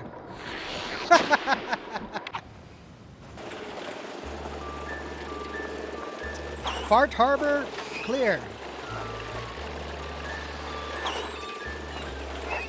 Roadhouse.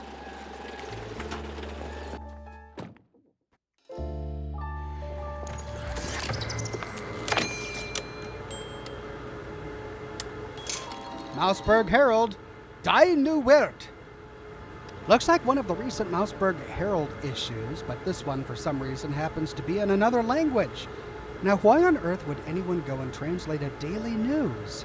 Was it for some nefarious purpose, like understanding the great nation in Mouseburg in order to infiltrate it? Or was it just for fun? We may never know.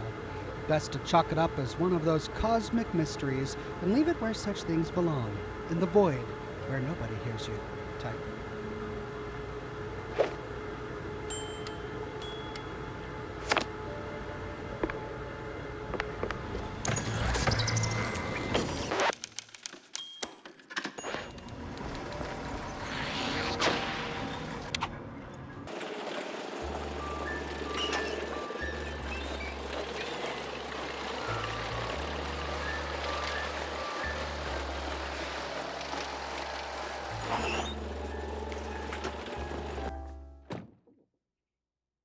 Either I stopped something big, or kick-started it.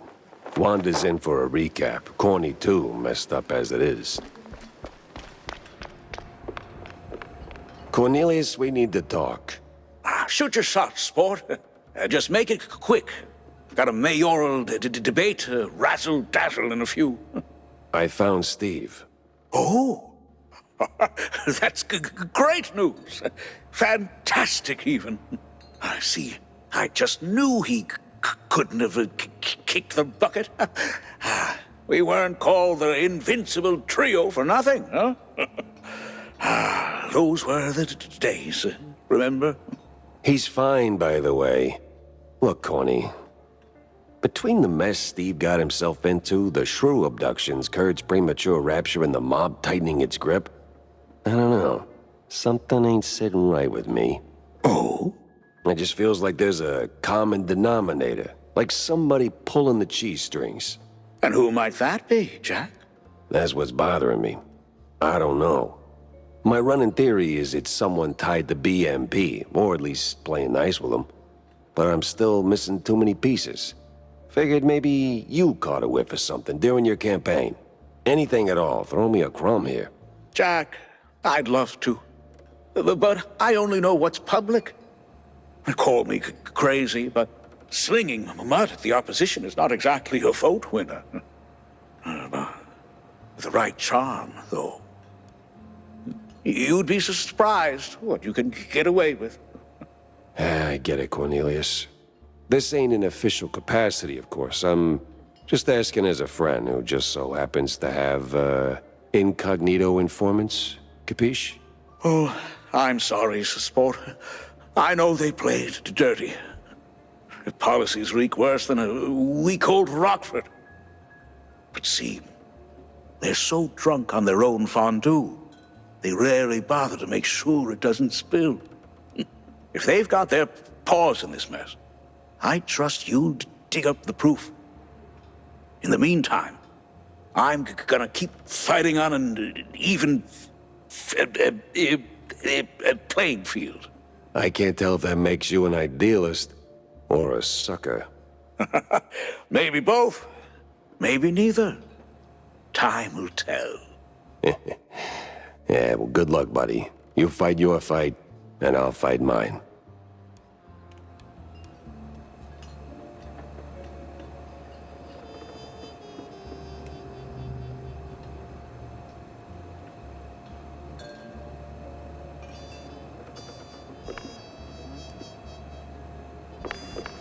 Here you go, your canned gastropods. And look at you, dropping them off without cussing.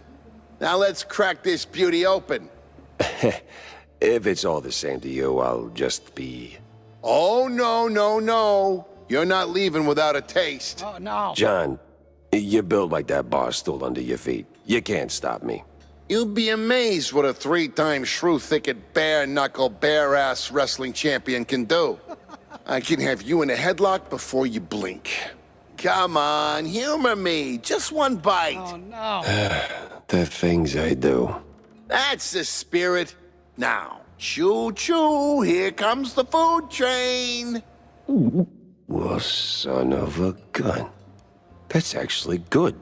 Right? Right? Huh? And just wait till they sit in the cellar for a month. Real flavor magic. This is why I stockpile melted cheese. And yet you keep coming back. Jack, Wanda? you're looking downright chipper. Case closed on Bandle, I take it? Well, let's just say I put a major dent in the offshore import of fringe science malarkey. Like I really infringed on future peer reviews of those eggheads. I mean, it was infringimental. Yes, Jack. What about Z Professor? I think he's done for. Although I gotta admit, he could take a bullet like nobody's business. Well, he won't be causing trouble no more. Mouseburgers can sleep easy tonight. And I couldn't have done it without you, Wanda. Yeah, well, can't say it's all pro bono. Your stunts tend to make for a hell of a headline. Speaking of which, hold off on running the story just yet. Huh? That's a first. You usually love getting your stories out there. The mysterious PI has done it again and such. Something about keeping the clients coming, if I recall? Yeah, that's the general idea. But this time, something stinks. Too many hands and too many pockets. I get these scientists love to play the maker. I saw enough of it during the war to make anyone sick. But this horror show was running on serious money, and I don't know where it's coming from. You think it's local? Someone with enough pull to bankroll the operation and keep it off the books? Well, I doubt the crooked cops came up with feeding the shrews to lab rats on their own. Someone was making them promises. And then wouldn't you know it, poof, BMP pops up in the bucket of potential leads. Oh, look, I know they're no saints, but this feels a little too spy thrillery for my taste. You got anything conclusive to work with? Nah, not yet. It's like I'm right in the center of a tangled knot of string cheese, and BMP's greasy fingerprints are on every strand. But all I've got so far is a gut feeling. Your gut feelings have a nasty habit of turning out right. It's the collateral damage I worry about. Look, either BMP's clean or I'm missing a piece. Just give me a few days to figure out which, will you? Sure thing, Jack. Sappy as it may sound, I believe in you. Almost as much as I believe in the power of the press. And I believe in pressing on. Oh. Dear God.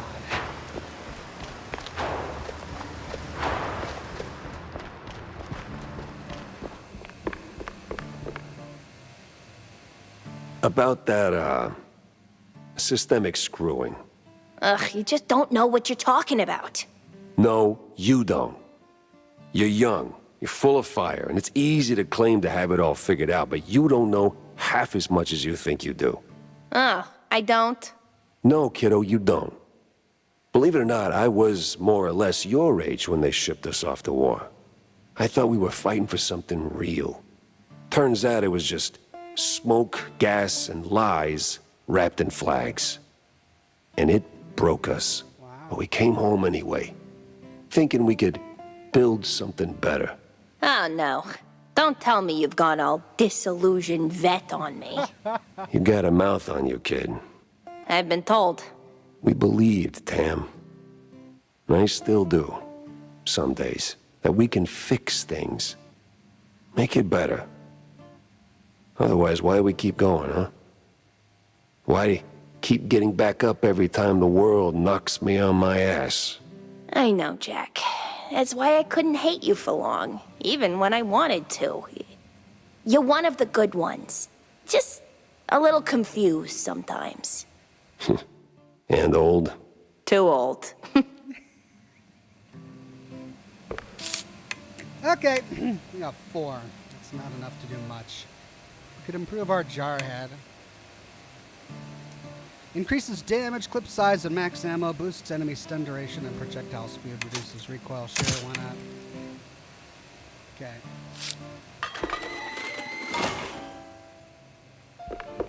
No, it looks like a radiation gun.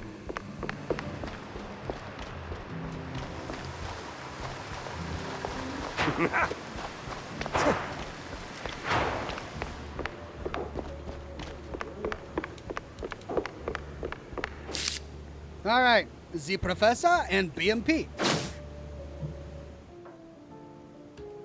The picture's starting to form. Resolve lead. BMP radicals all the way through. It was staring me right in the face, mocking every wasted hour. But now I had him. The case had to rest. And so did I. Badly. 'Cause tomorrow it would all come crashing down. And I would be there to swing the hammer.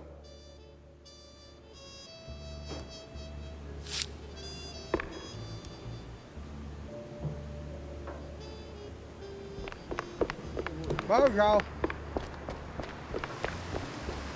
Good news, Bozo. I found your buddy. So he ain't sleeping with the fishes. Yes, he is. What? What? I'm confused, boss. How's that good news?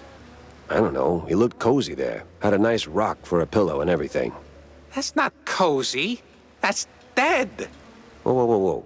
Who said anything about dead? He ain't dead, just dreaming. You serious? You ain't pulling my leg? You're standing on them, so no. Yeah. I'm just gonna go check myself. Thanks for nothing, boss. Sheesh. Everybody's a detective these days. Anything you need, boss? Actually, yes. You got that slippery look, like a guy who knows things he ain't supposed to. Oh, you flatter me, boss. The bestest of, Yeah. Look, I need intel on that towering hulk from Wallop Bay. towering who now? There were 3 of them. A weirdo scientist, a crooked cop, and a third guy, humongous one. Oh, pierogi. No thanks, not hungry. No. My best boss, Pierogi Jake. The hell kind of name is that? Well, his real name is Buns. Jacob Buns. But everybody calls him Pierogi Jake. Alright, so who the hell is he? Spill it already. Right. Small-time crook. Used to run with the boys. A bit of burglary, some skull cracking, the usual dark side stuff. Then he got noticed. Started climbing out of the gutter. Went big time, got on BMP's payroll, right? And now, he's their right-hand man. Let me get this straight. A small-time crook wakes up one day and suddenly he's a big boss. Damn. This only happens in comic strips. Well, boss, the world's a funny place, ain't it? Yeah, real funny. So, that'll be 350. That'll be what now? Well, boss, good intel ain't free. I have to provide, you know? Yeah. Should have seen that coming. Damn Loch Ness monster charging me 350. Okay, well, check. Check.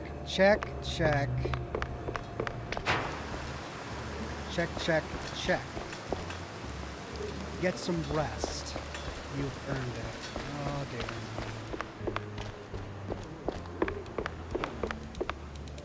Can't close my door.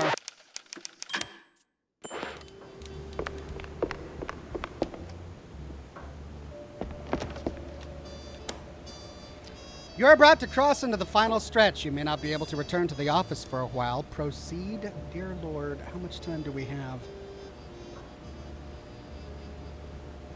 All right, I think we got time. After a day like that, night had to come in swinging. And boy did it. Armed with half-full glasses of John's finest fondue, a pillow, and some overdue shut-eye. I was out cold, feverish. The cases, smoke and mirrors mostly, just... some of it burned too hot and way too vivid. Was it all just a dream? A cheese party aftermath, or... I woke up just when the smoke got real, and sure enough, there was fire. The real kind. The kind that consumes everything. Uh-oh. Jack! Open up, Jack!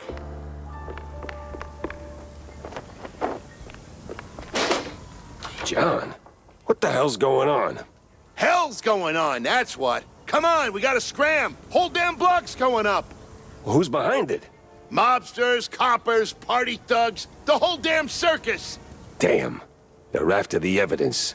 On that, what's his name? The brown noser, Sawyer? Yeah, I stashed it in your bar. You stashed... You did what?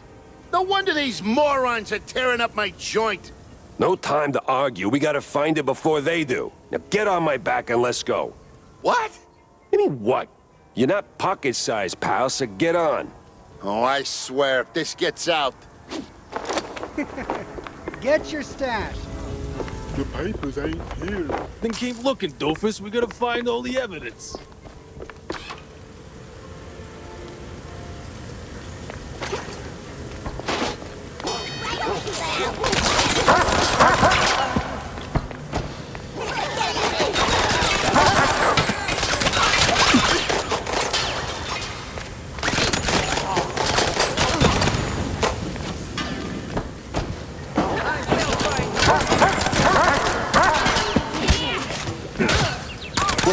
Where's Tammy? Saw her bolt the second the mayhem started. Grabbed a bus, packed in whoever she could. Brave girl.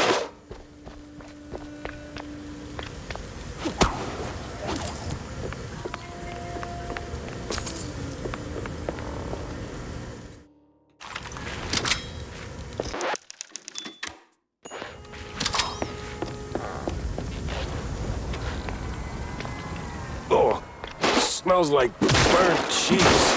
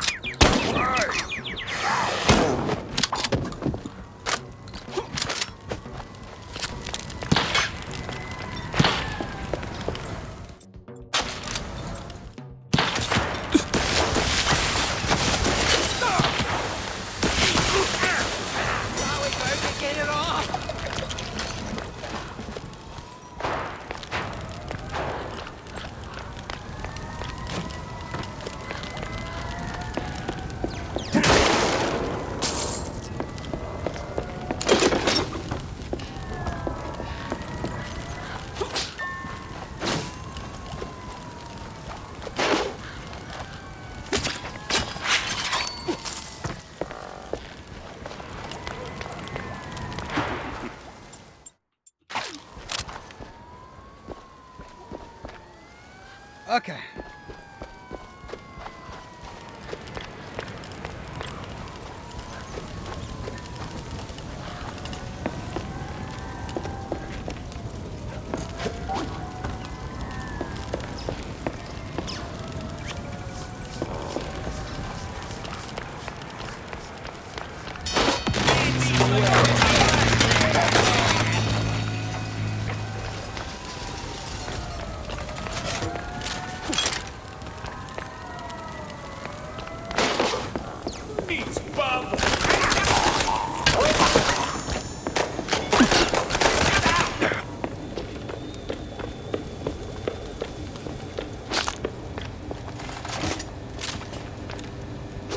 Damn it. We're too late. Ah, figures.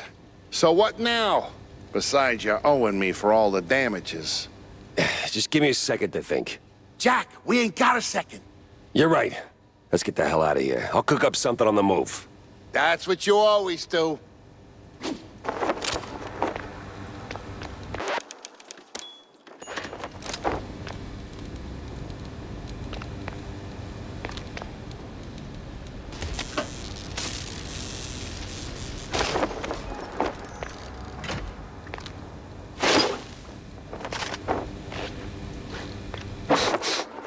Is that melted cheese?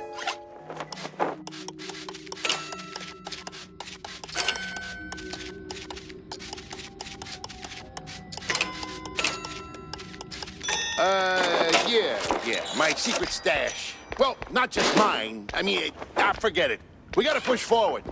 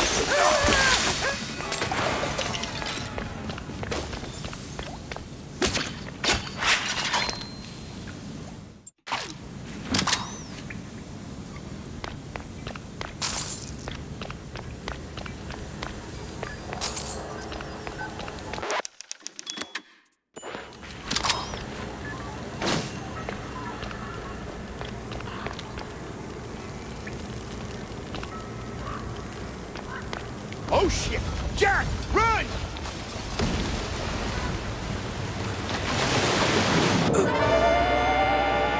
Well, okay. He said run, and there was nothing behind me, so I run towards the magnifying glass, thinking that's the way I needed to go. But no, that's the wall of water.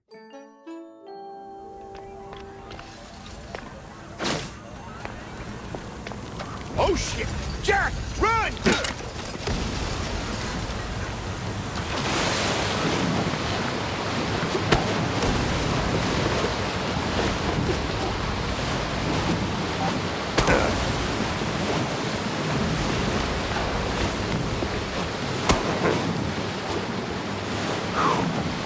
We made later, John. And next time, less yelling, huh? Pretty sure my eardrum's shot.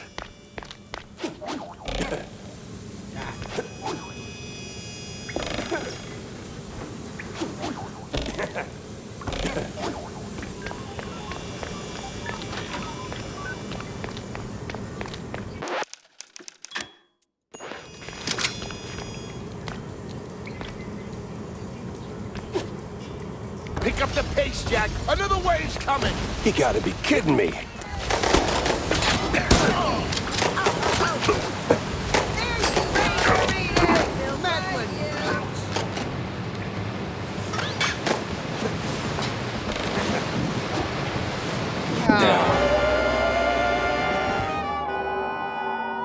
I gotta hover.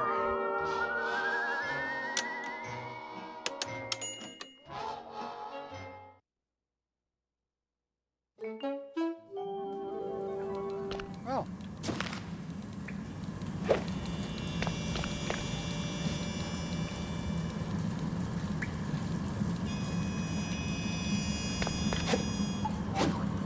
Pick up the pace, Jack. Another wave's coming. You gotta be kidding me.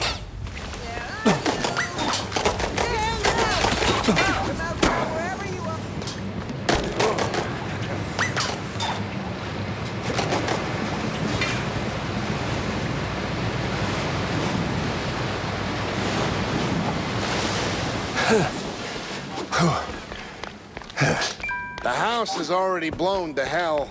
Would you shut up?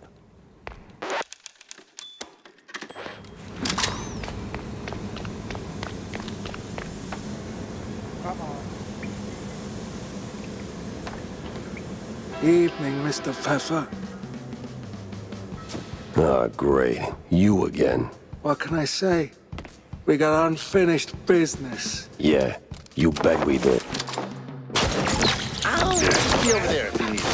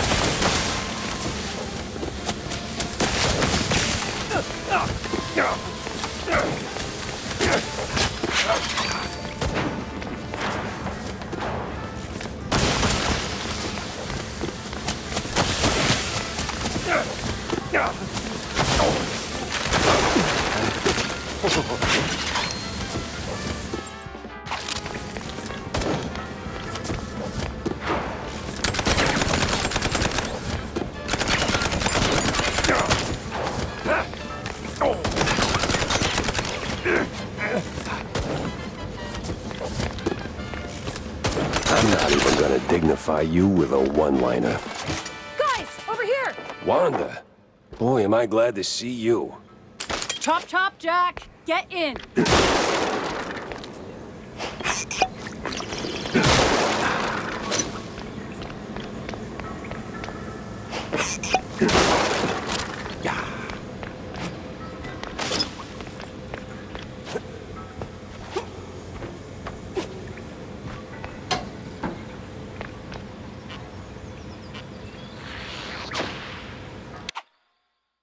I was in the trenches. Never caught the foot. Watched the sky rip like paper while artillery wailed overhead.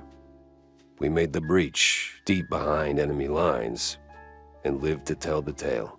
But life's a special kind of turd.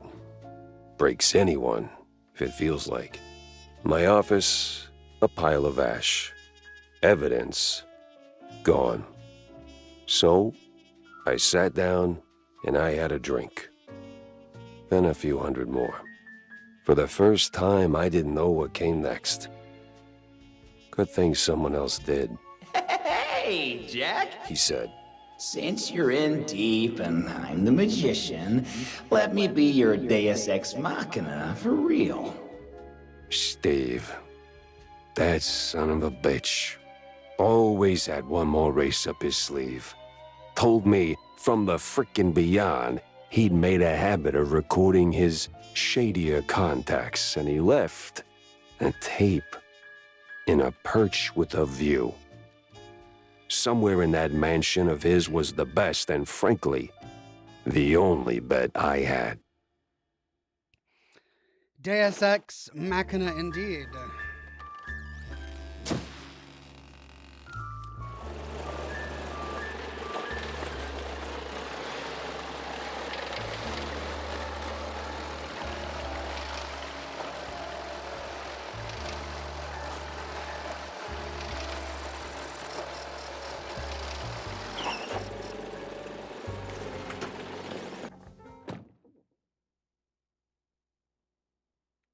Steve screwed up bad.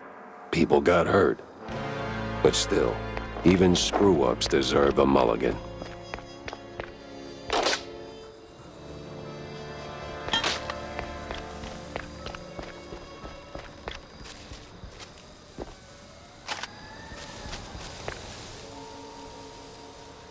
Perch with a view, just like he said.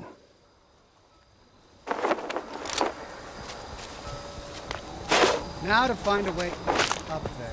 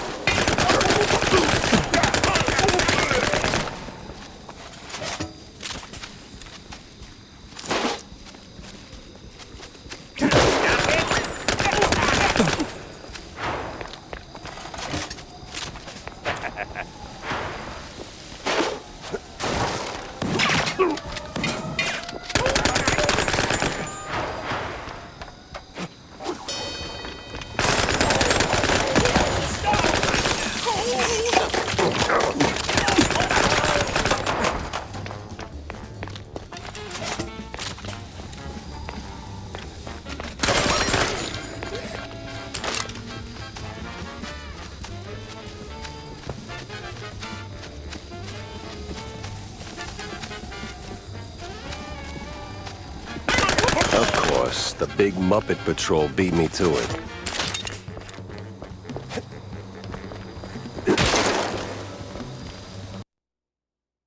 Oh, really? Is that the first crash of this entire playthrough? Wow. Okay. It is. Well.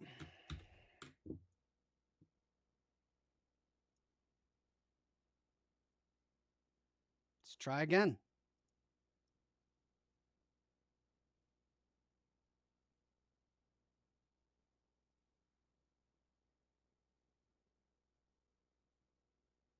Da-da-da-da, ba-da, ba-da, ba-da, ba-da, da-dee, da-doo, ba-doo, da-da, ba-da, ba-bum, ba-bum, ba-da, ba-da, ba-dum, ba.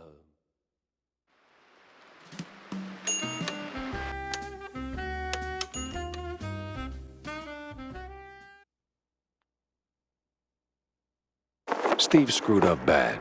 People got hurt. But still, even screw-ups deserve a mulligan.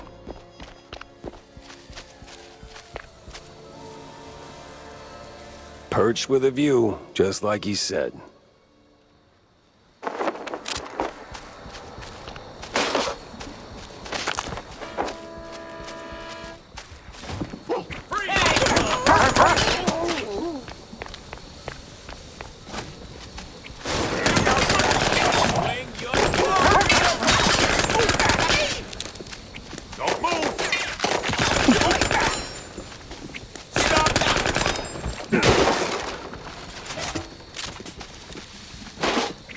This is the police!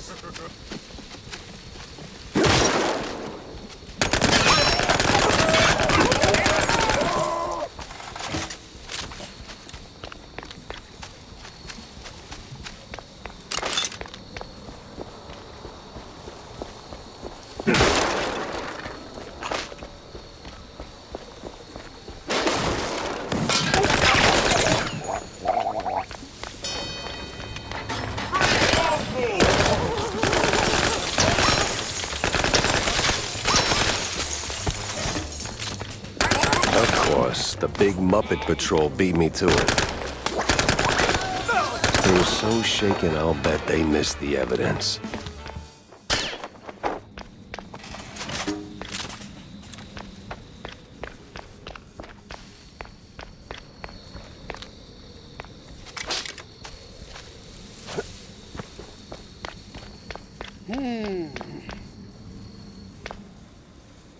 Okay, we have a trampoline on a wall.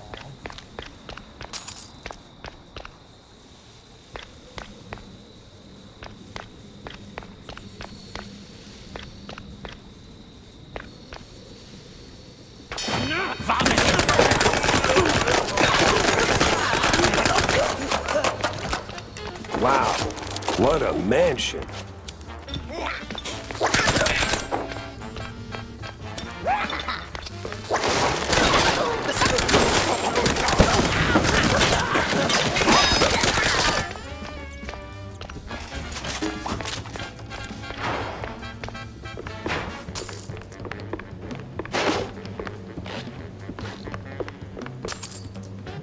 Golden monkey. Enter the green. What's this? What is the point of this?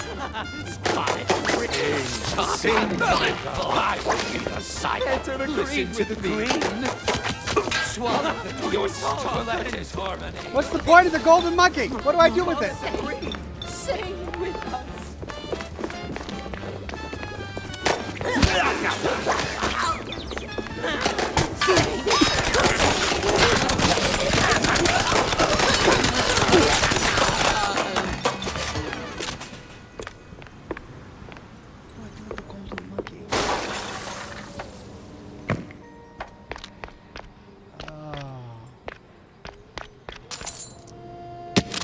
Ah, great. I gotta find the 3 golden monkeys. Bupkis.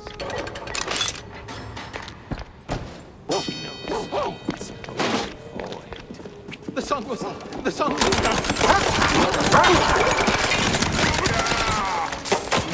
The Discord comes.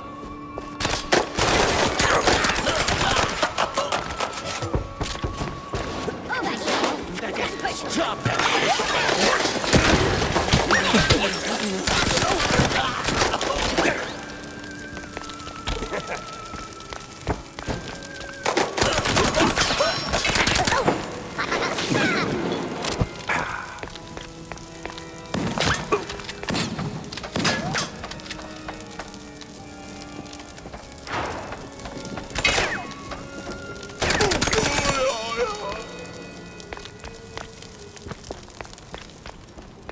Okay.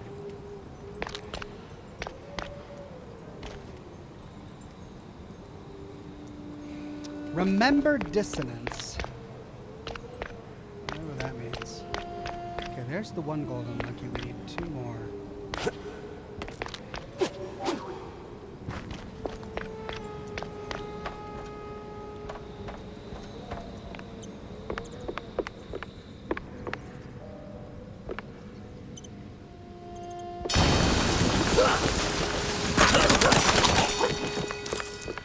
Classic Steve. Get a nice thing going, then let it rot without blinking.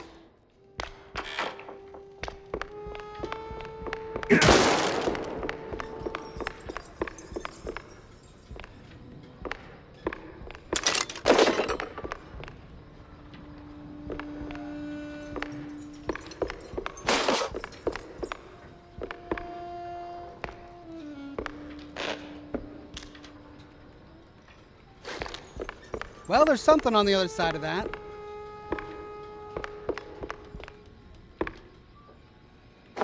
Steve's Diary, number 1. 2 years is a hell of a long stretch for war wounds to heal. Most of them do, but this one, what we could have had. Me, Jack, Corny. Tough call, sure. Always is with prisoners of war. But we'd pull through. We always did. They didn't call us the invincible trio for laughs, eh? So much gold. We could have lived like rat kings. Carpets this thick. A little sketch shows it's plenty thick. All for the price of a few shallow graves. Least Stilton keeps in touch. More than I can say about. And the rest is torn away. The invincible trio. Broken by a conscience.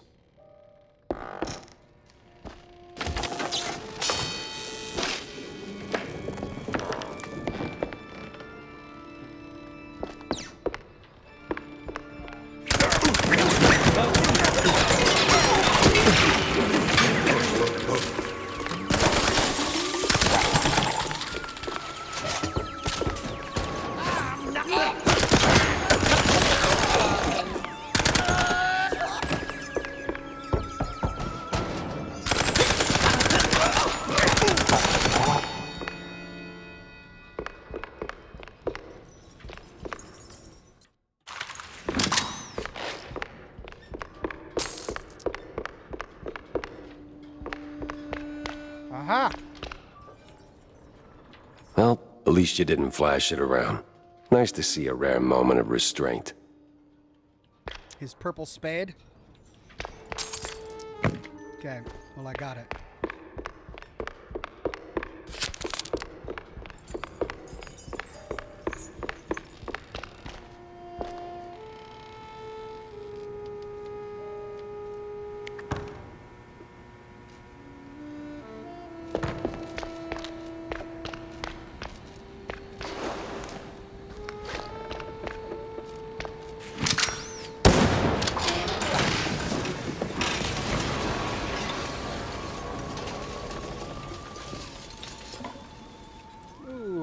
Okay.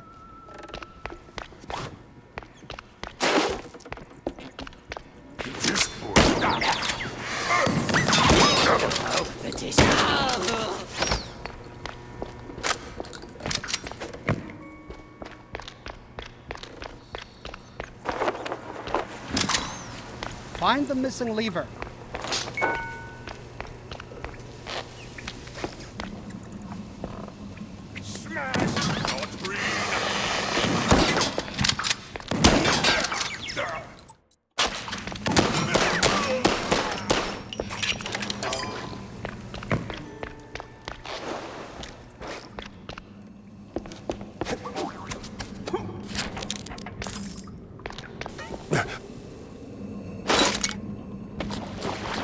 Aha!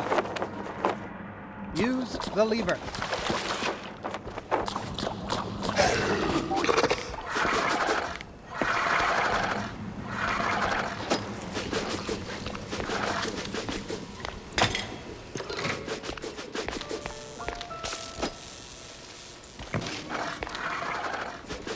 Ah! Well, Steve. Turns out you did diversify. Is that a new gun? Freeze. Freeze. Steve's Diary number 2. A close one. Should have listened to Corny. He practically speaks money ever since he was a pup. Always yapping. Don't stretch too thin. Guess that goes for laundering, too. Not how I pictured I'd run into Jack again, but hey, never look a gift beat cop in the badge. He always did have a nose for stale cheese. Heart's a little too soft for the job, though. He saw the books, saw it all, and still let me walk scot-free. No tricks, no sleight of hand on my end either. But he's different now. Stares at me in a way he never used to. Something in that look. I swore I'd quit making dirty money. Truth is, I'd been planning on it anyway, ever since I met Betty, so now that I think of it, she'd make one hell of a stage assistant. And I've got just the right deck of So you piss away the funds, I give you another shot, which makes me walk off the force and you go full-time BS artist. Yeah, just what I needed to remember.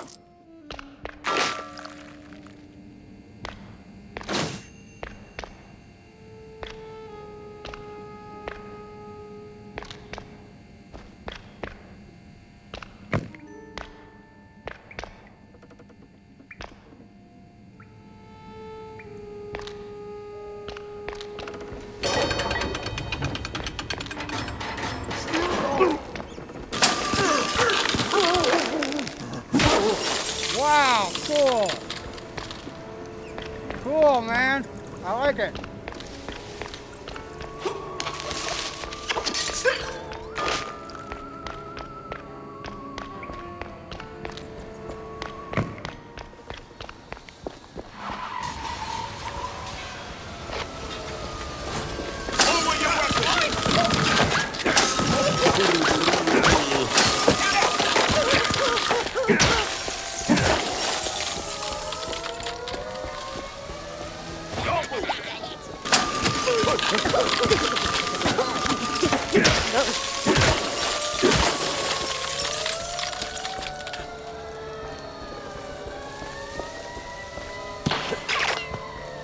Where?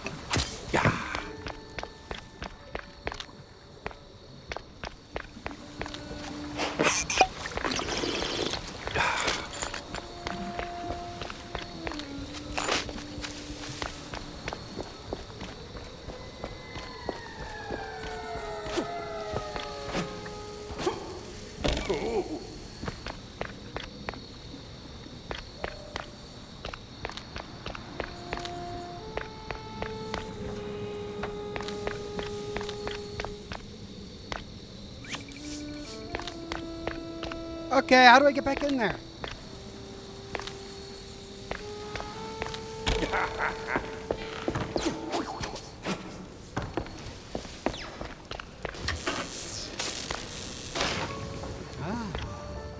Oh, I see.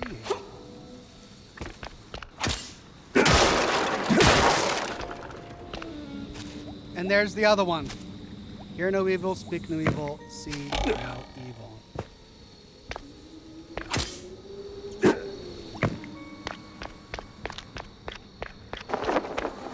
Find a use for the stone hand.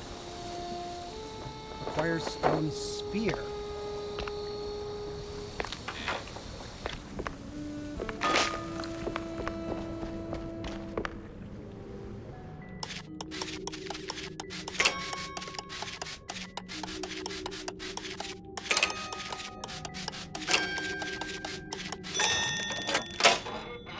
Got some blast for you. Sounds real. Burning.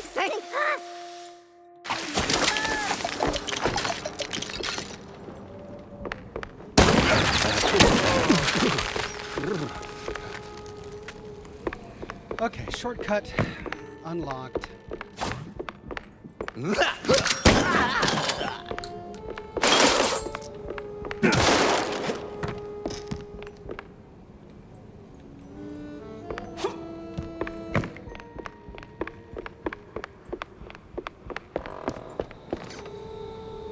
There's the sphere.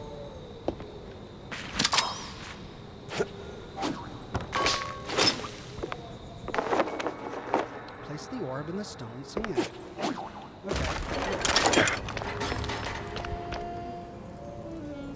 Okay. Now it's floating. Do I mean?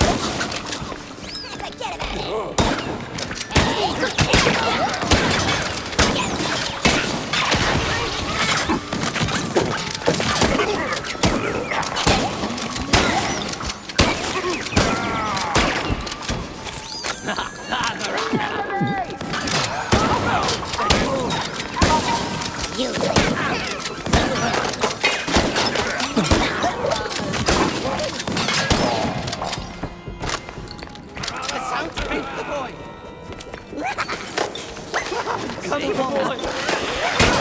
Listen to the breeze.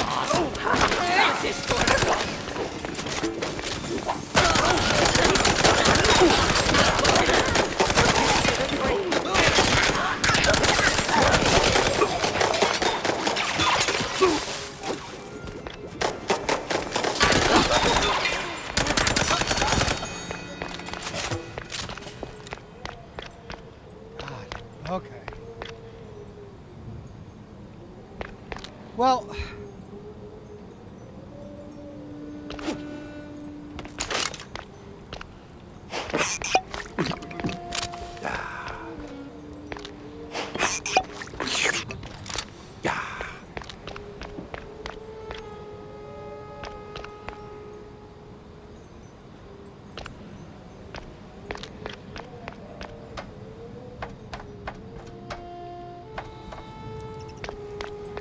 where is it? There it is. How the heck am I gonna get that now? That is a glitch. It's gotta be.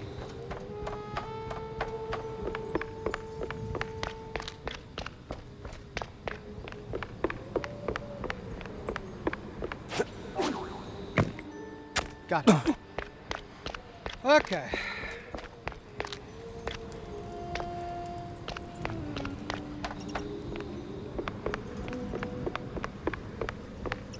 Remember how to get there.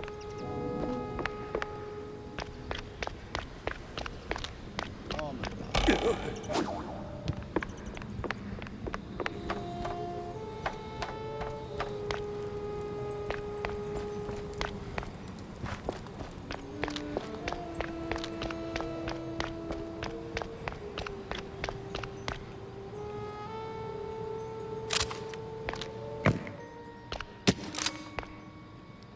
Okay. The next one is outside.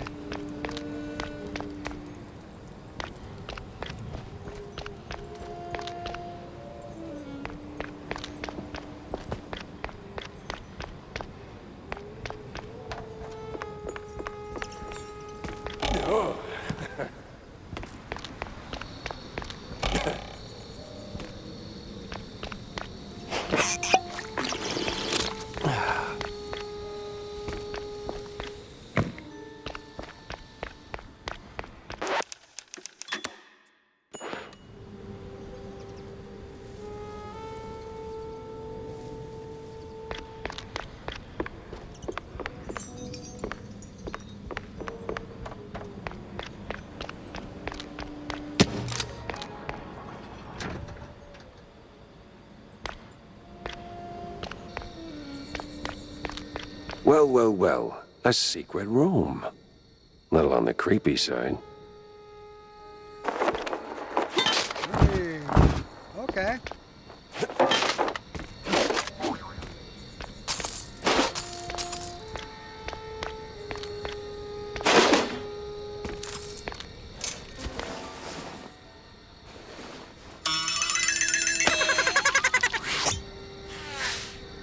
Little Pepper over here was a bite-sized menace.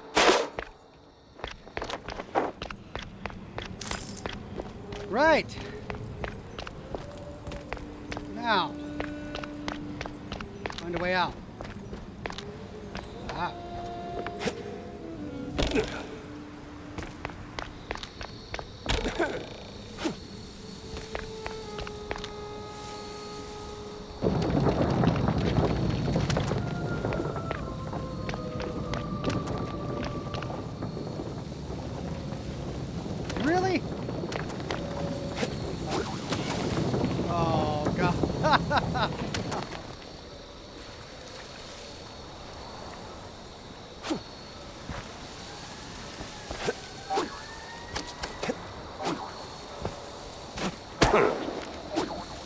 view, high ground. All we're missing is your rifle.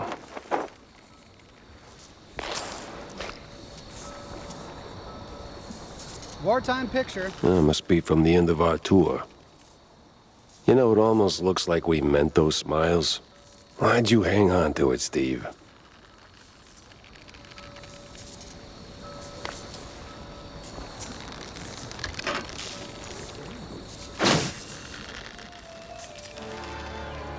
Milford Sawyer. A tape with incriminating evidence against Milford Sawyer. Dropping that bomb should blow things wide open. Just gotta find the right place.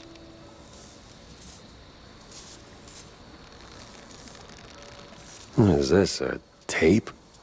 No label, no manual. Yeah, figures. I'll piece it together on the way. Wanda's waiting.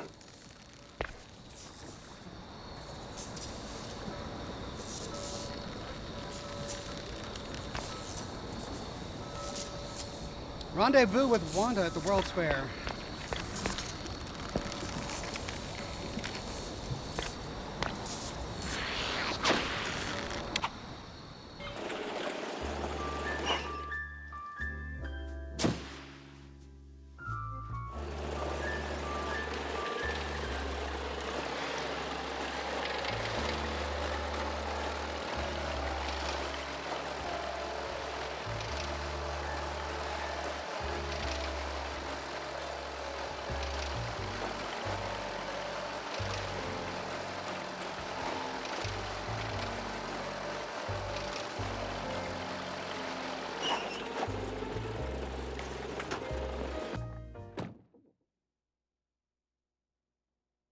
Wanda was waiting, and she did not like waiting.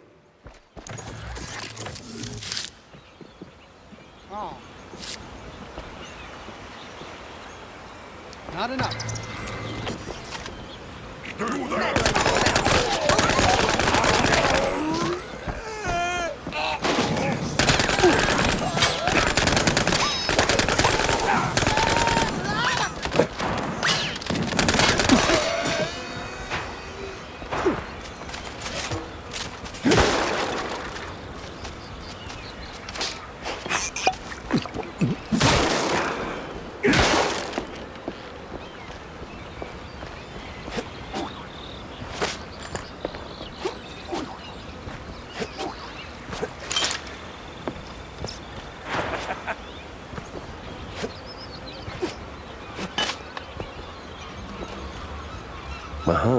Big, ominous, foreshadowy even. Let's hope that bar granny took the night off.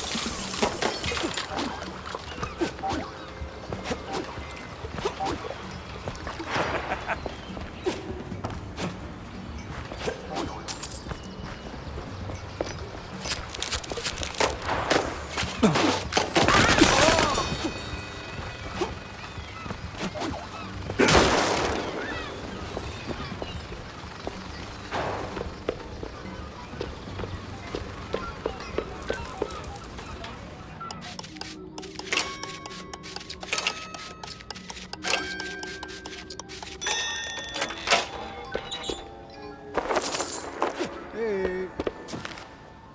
Just pour me one more.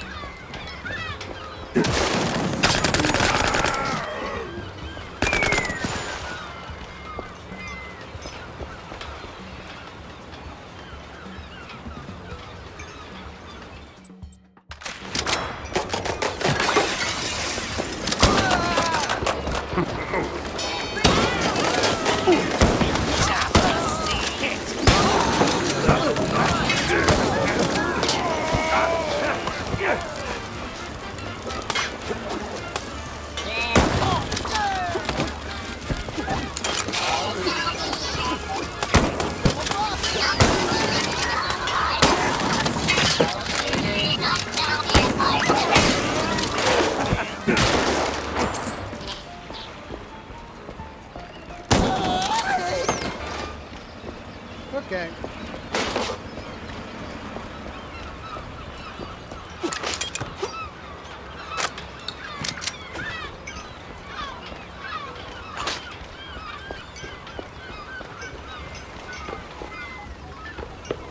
Shortcut? Shortcut. No. That's right. In front.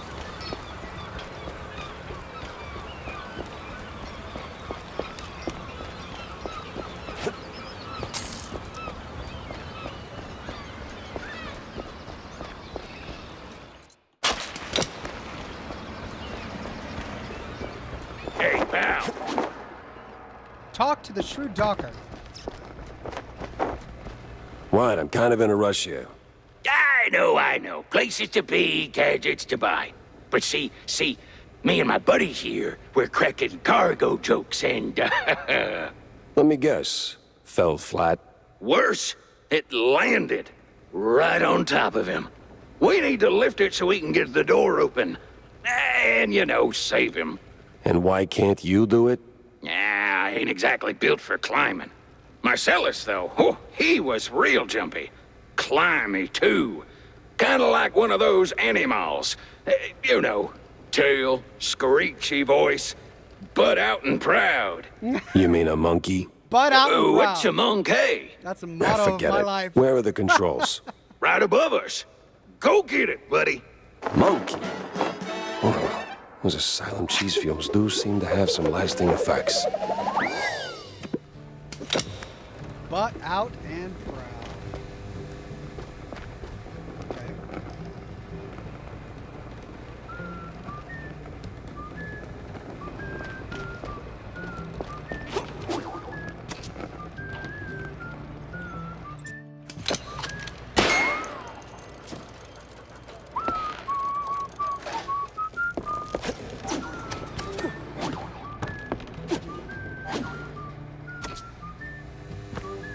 So now I've got monkey powers. Yay!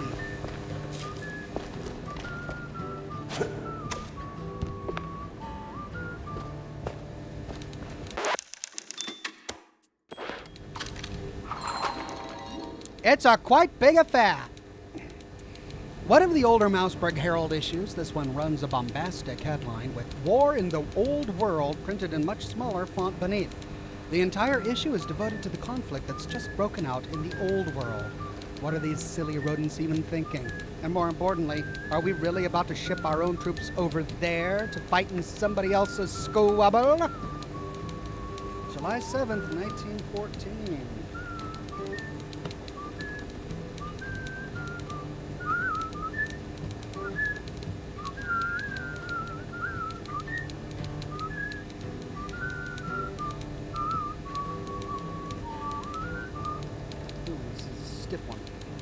Come on, don't snap.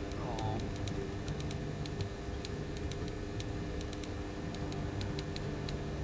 Ruined it.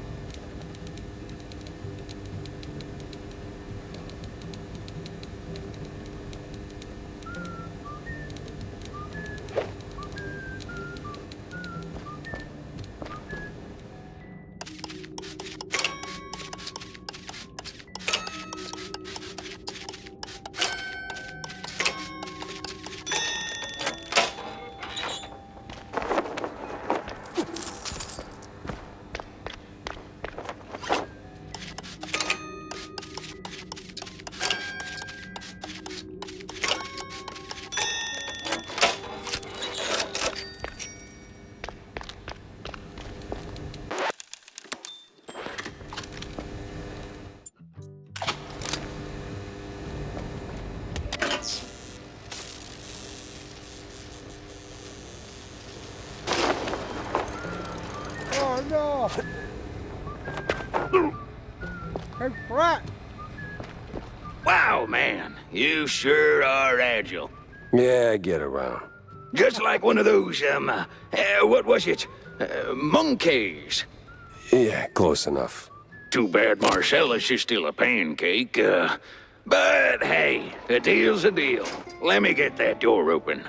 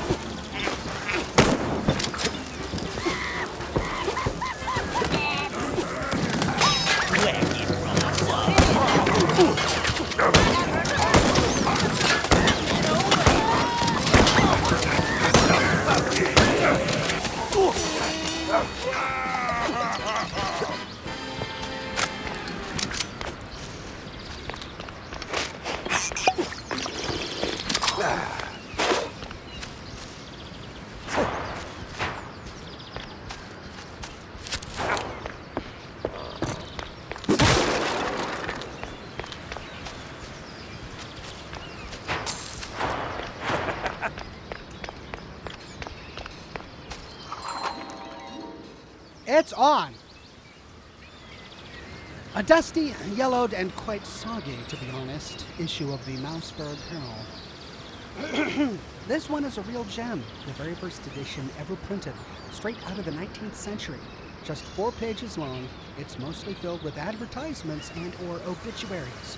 Still, the editor-in-chief proudly promises to build on this humble beginning and bring good, engaging journalism to all citizens of Mouseburg and beyond.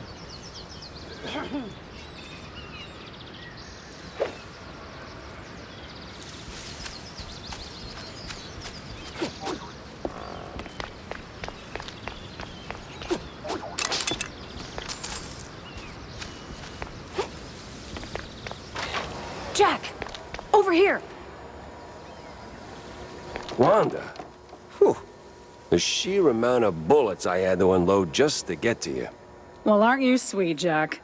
So, you got the evidence? Sure do. Steve had it stashed in his mansion.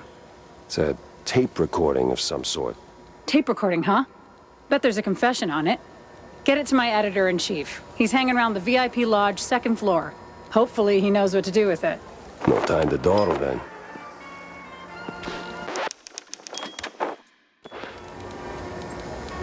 But enough time to drink sparkling flambeau. Neighborhood. Prototype cheese buster. Squirrel stone stacky thing. I love how in the lore of this game the squirrels are like the neighbors. Beetle Battle Ancient Arena. The big old bone. The big old bone. An original replica of the real mouse sphinx nose.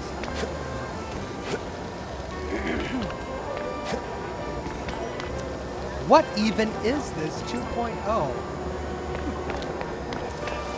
The future is in the future. Wheeled cheese platter.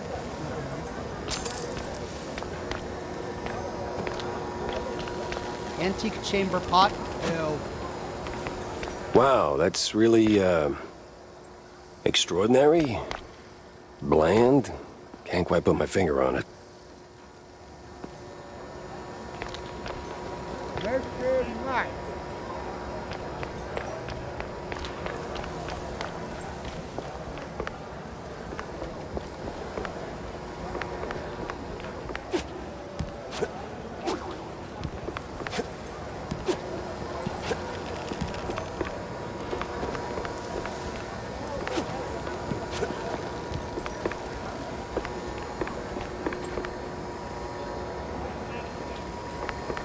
Well, these will definitely be great assets in the future.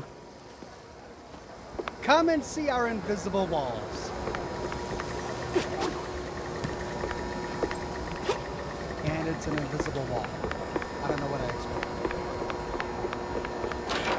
expected. Curtains are drawn. So what are they up to in there? Work, build, believe.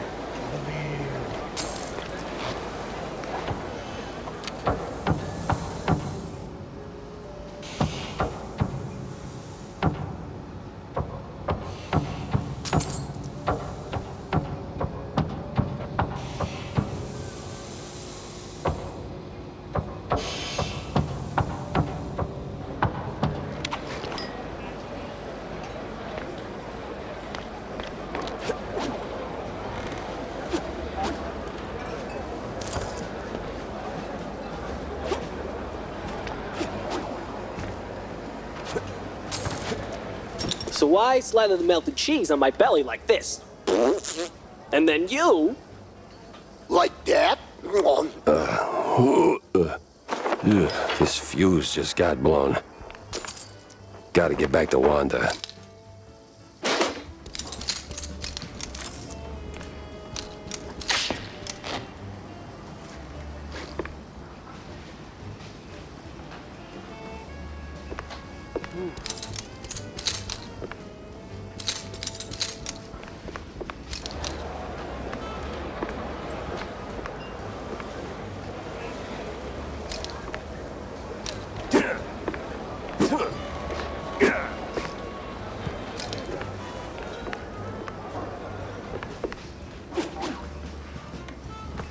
What?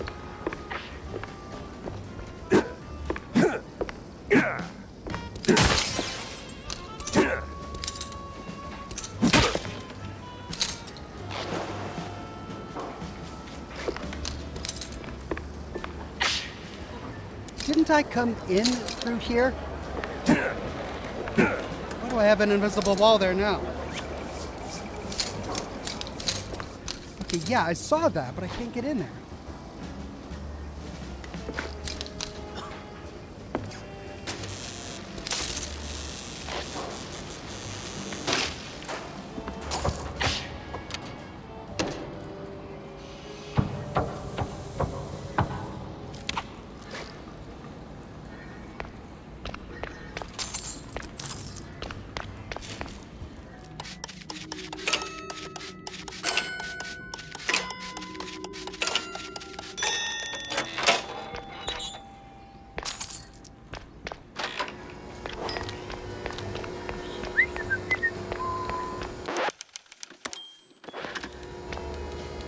So, did you do it? Nope. But, did you know your boss is doing cheese shots off the party members' bellies? What? Yeah, he's real cozy with the BMP. Belly button cozy. You know what that... Ah, great. Just great. Guess I'll have to quit the Herald now. And there's no other daily worth a damn. Well, there is mainly Mouse Weekly, but penning fluff for peanuts? Again? And that office reeks of gorgonzola. Wanda, hey, What? the tape. What do we do with it? I don't know, Jack. It all sounds so... Oh, sound? Right, okay. Sawyer's making the rally public through some kind of a experimental broadcast. Vision and sound. All powered by this World Fair's inventions. And yep, all runs on a tape player. Hey, perfect. We'll blast it over the loudspeakers. Where's it all being broadcast from?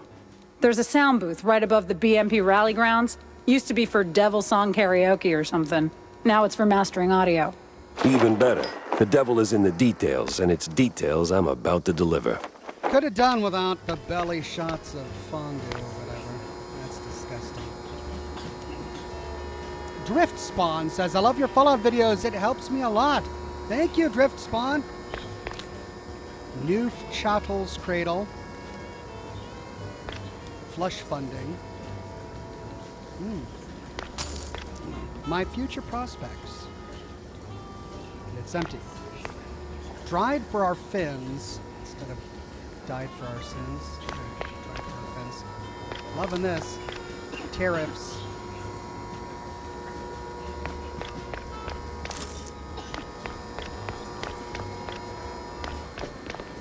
Totally legit moon model with food tasting.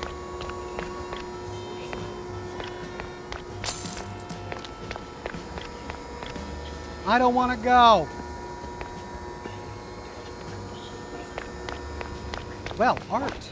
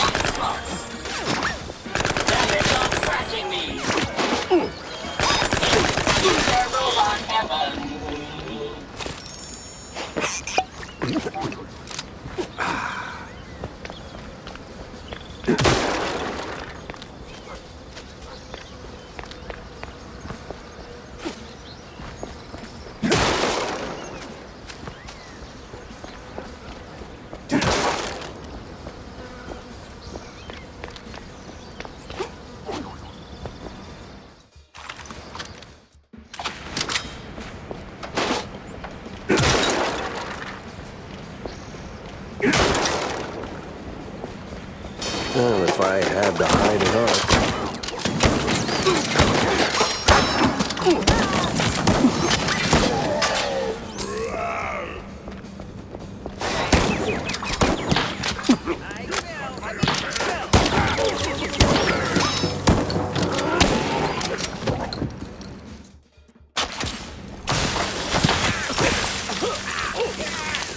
It burns!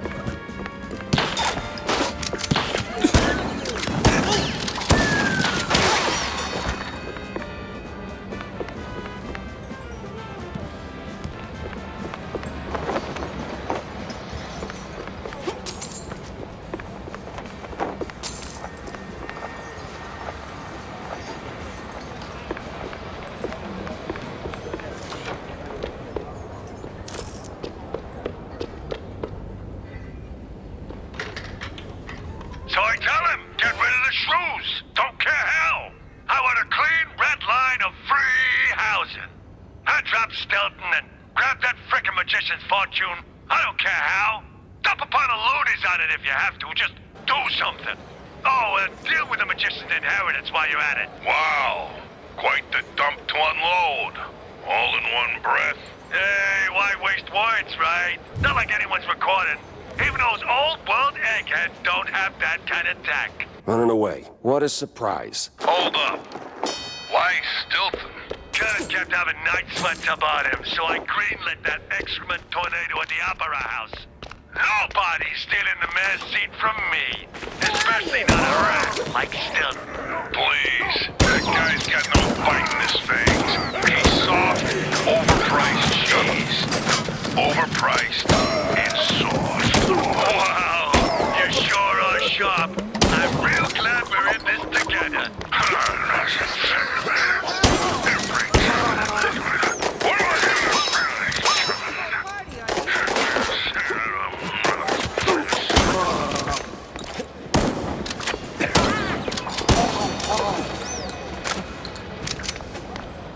Come on. Come on. You there, freeze! Ah, great, he's going up. And you ain't going anywhere. 'Cause guess what? We've got someone real special in here. Someone real close to your cold ticker. What? Think, Gumshoe. Who do you care about most? You're the closest thing I got to a dad. There it blooms. Understanding. Last warning, Pepper. One more step and off goes the head. I swear, I will rain fire and habanero jack on you, you flat-elbowed buzzard!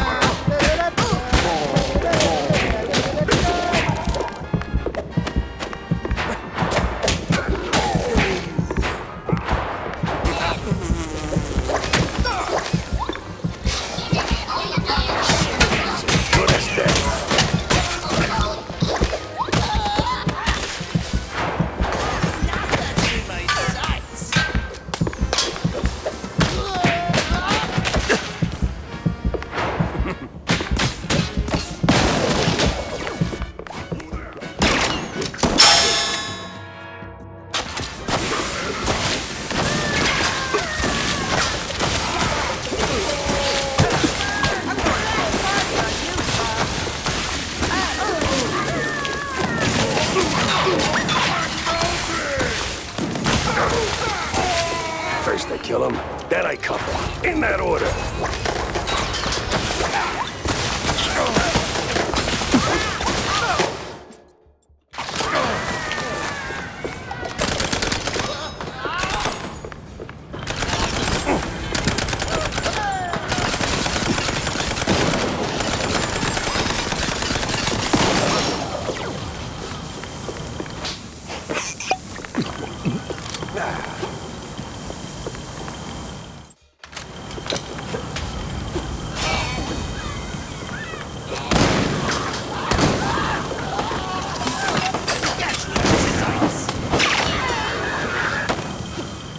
Oh no, you're not getting away this time. And this should bring us back to the beginning. No We were room for fighting on the mistakes Zeppelin. now. Time to move, proper-like, and finish this. Oh yeah. Oh.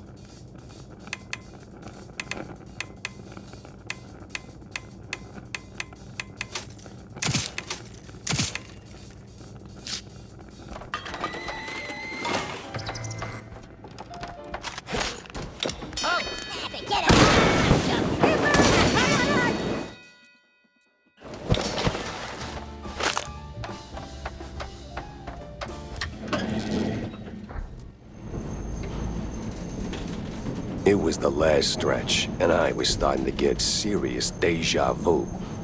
Now, where did that bastard go?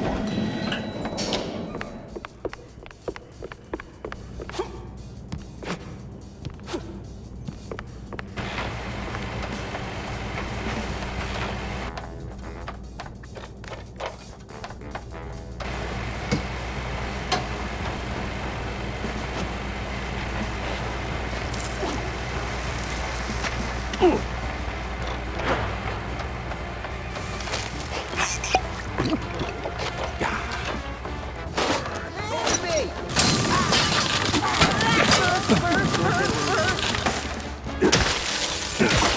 my time.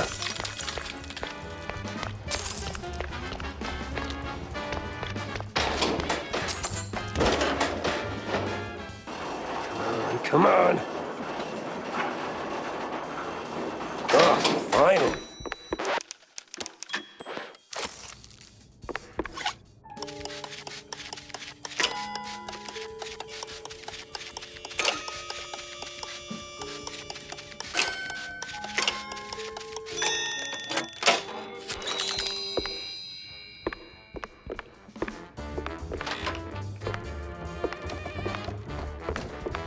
Uh-oh, we got company.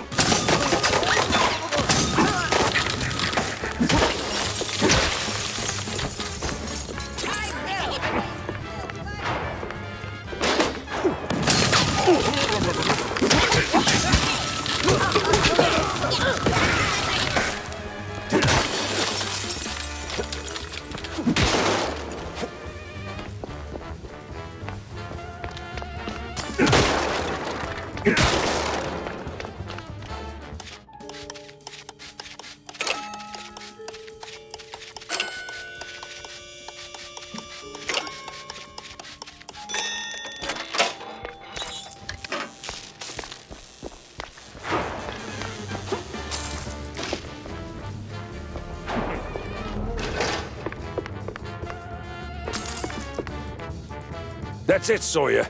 You got nowhere left to run. I run toward the dream! A bright future ruled by big mice! Oh, you absolute... Hey! Hell.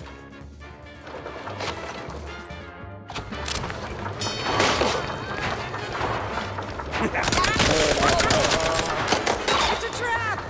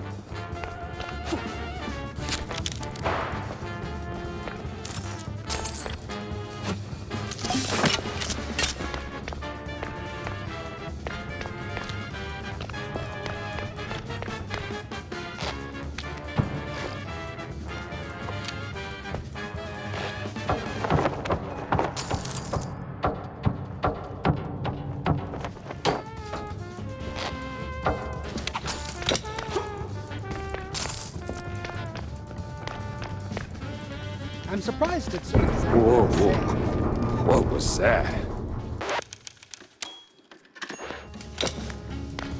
As the very first mission in the game. The only thing different is all of the weapons we've unlocked. You know, for a two-bit politician, that guy's got stamina. I'll give him that.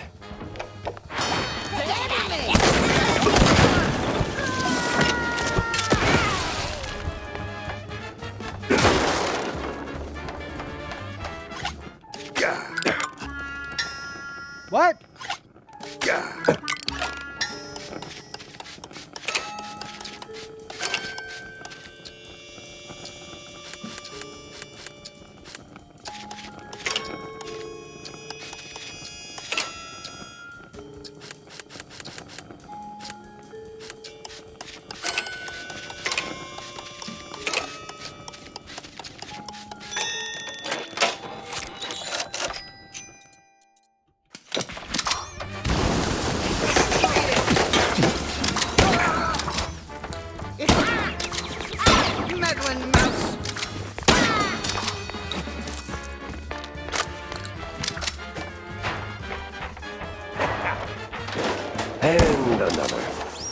is it with this guy in elevators?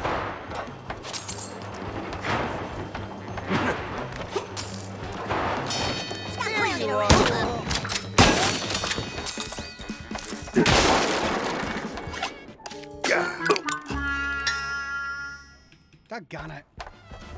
Oh!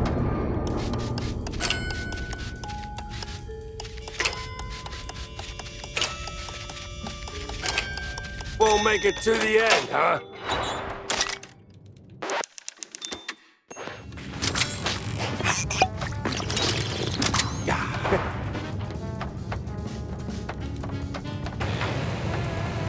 Sawyer! Ah, hell, he's way too far. I can hear you just fine, you meddling mouse. Really? With the engines and the wind? Don't care. Fair enough. I'll be there in a blink, all right? Not a chance. At the end of the line for you. We'll see about that.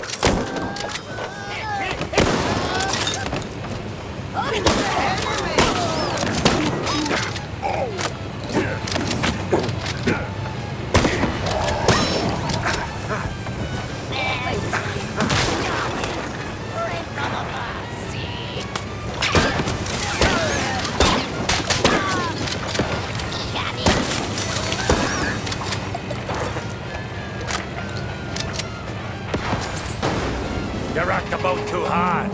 This is where you fall down. What a crappy...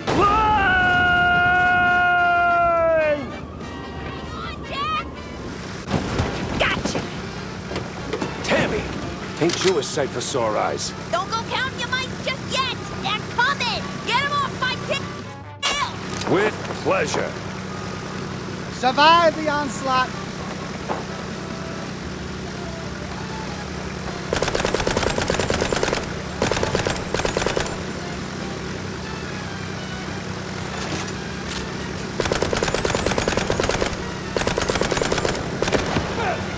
Now this is what I call a target-rich environment.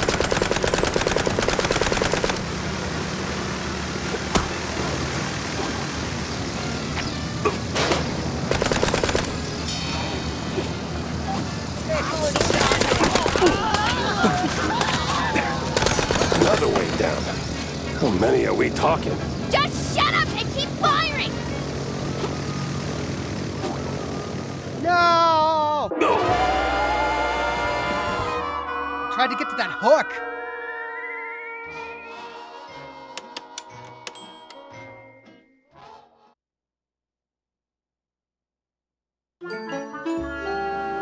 Don't go count your mice just yet! They're coming! Get them off my tail! With pleasure.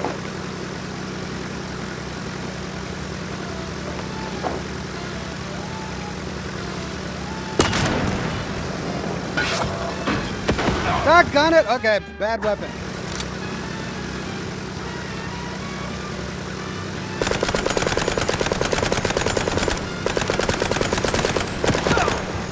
Now this is what I call a target-rich environment.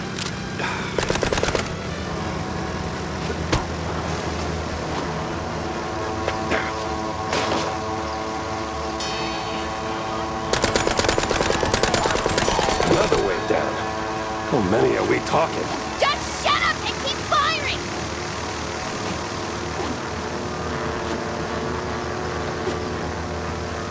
Oh, come on. I did it. I did it. Ugh. I pressed Q. I pressed Q.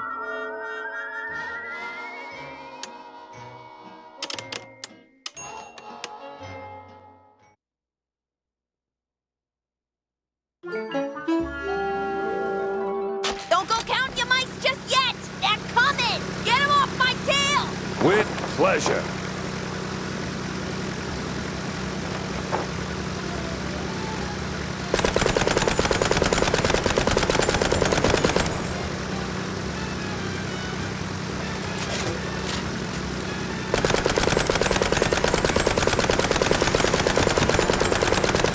Now this is what I call a target-rich environment.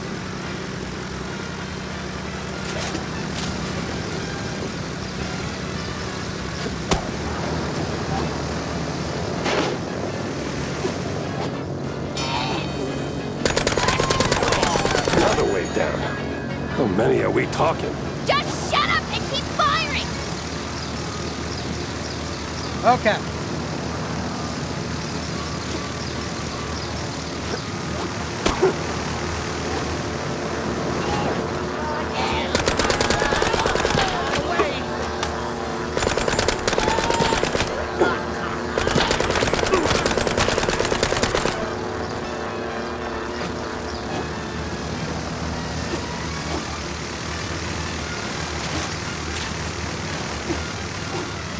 I'm feeling downright heroic here.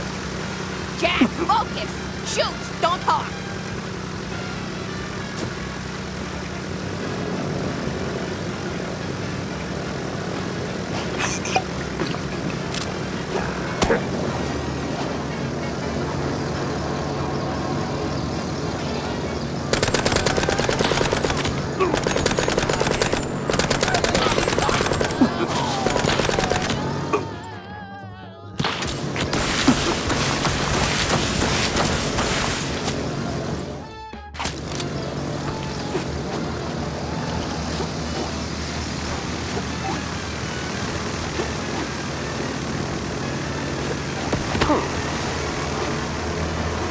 Holy Mimolette!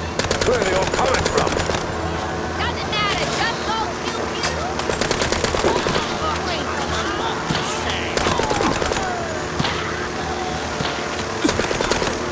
Oh no. How did I get pushed off? Oh my god.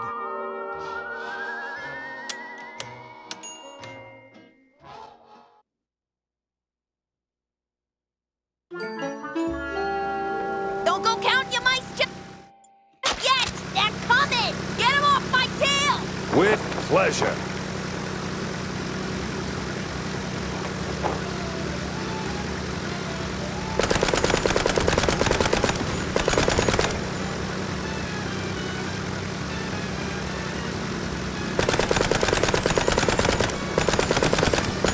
Now this is what I call a target-rich environment.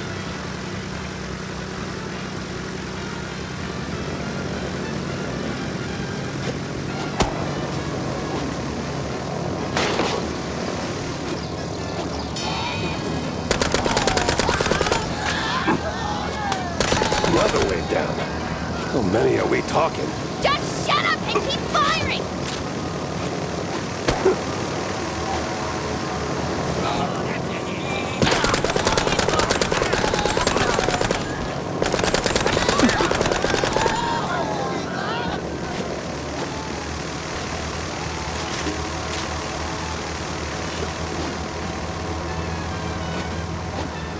I'm feeling downright heroic here. Jack, focus! Shoot! Don't talk!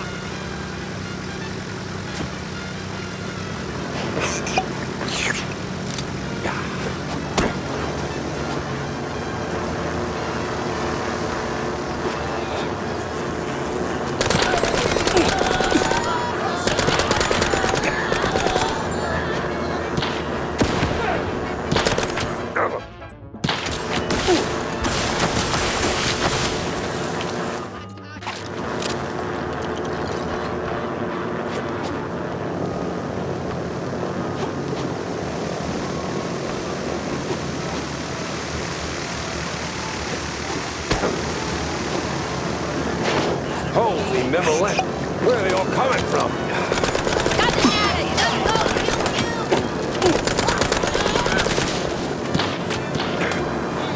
Have fun.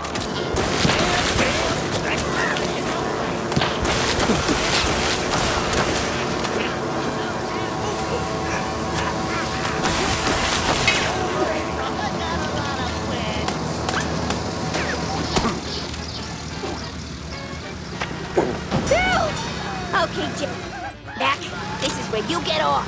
Thanks, Good. Tammy. I gotta move.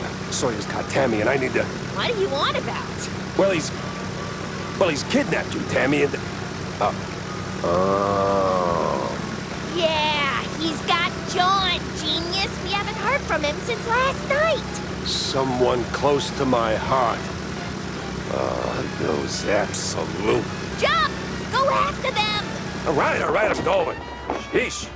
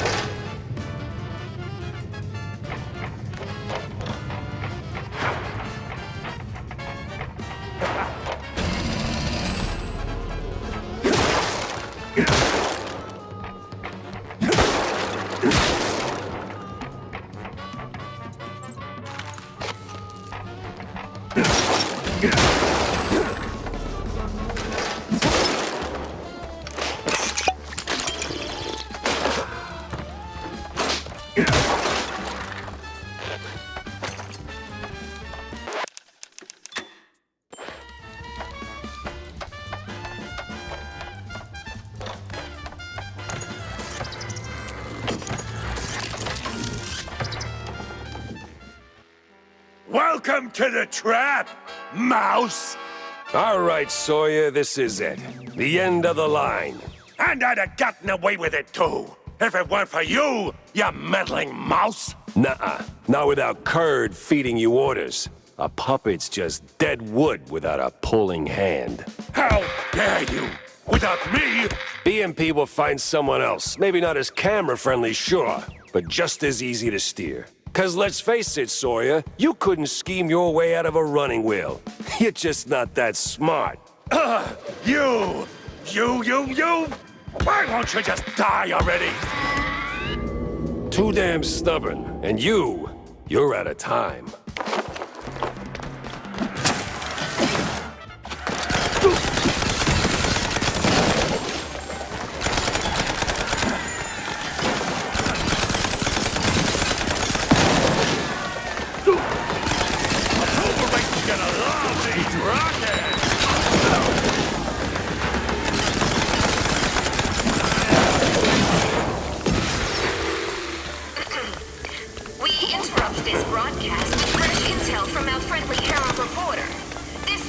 Folks, BMP sucks. You pesky mouse!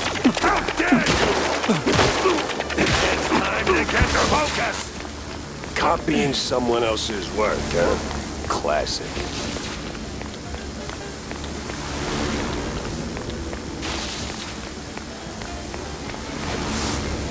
They spin lies with a thread thick enough to anchor a ship. No! How can I control the masses now?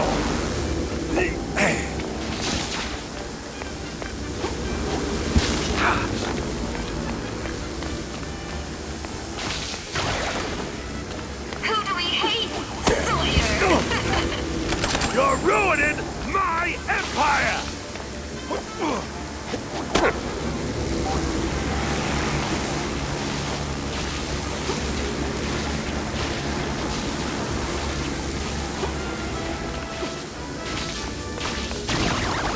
Look closely! The criminal detective is fighting free speech!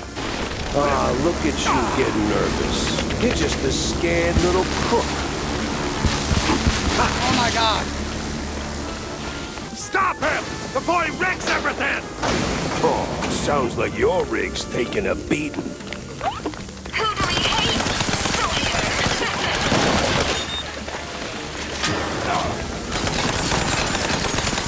Hey, get down there!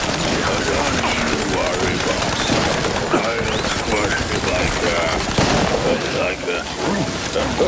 What's up? BNP is corrupt? I am so shocked! Lies! It's all lies! Fake news! I got full spectrum, and they're gonna shine! Well, he's consistent, I'll give him that.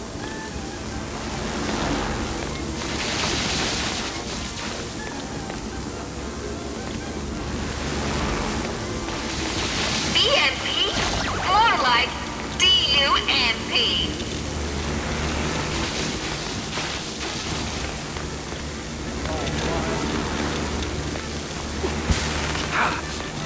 And of course, the criminal AI destroys our culture! Boy, this got real old real fast.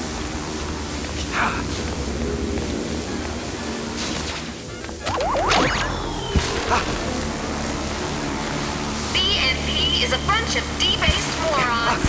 Oh my God. Can you believe it? Oh, just shut your damn mouth!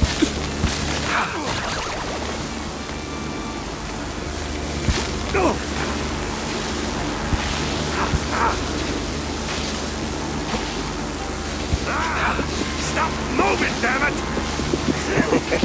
I like this way too much.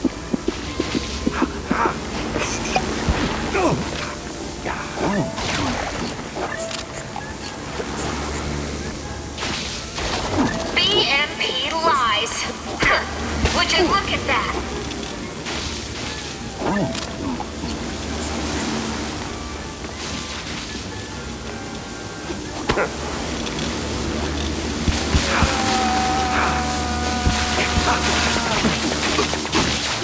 How are you still alive? Oof, that felt expensive.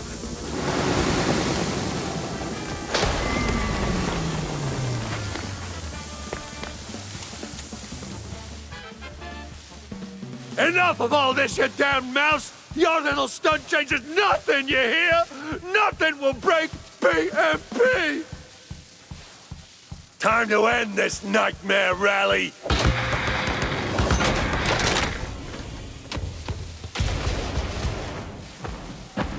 That was miserable.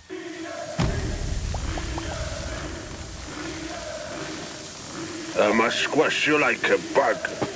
Your goons go down, then I'm coming for you. I was supposed to save this for a special occasion. Oh well. Excelsior! Something.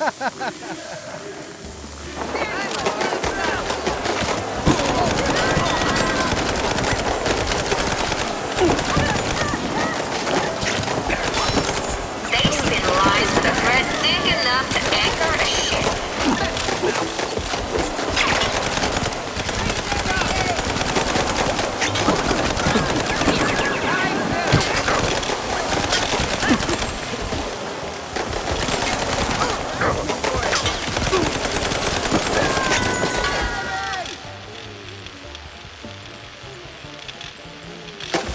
BNP is a bunch of debased morons.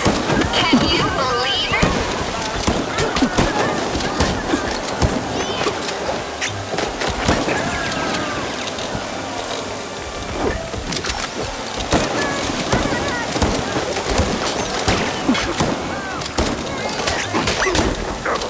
BNP, more like DUNP.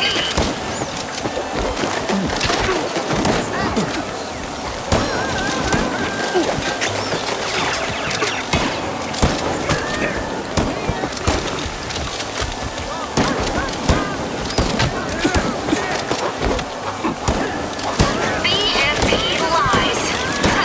Would you look at that?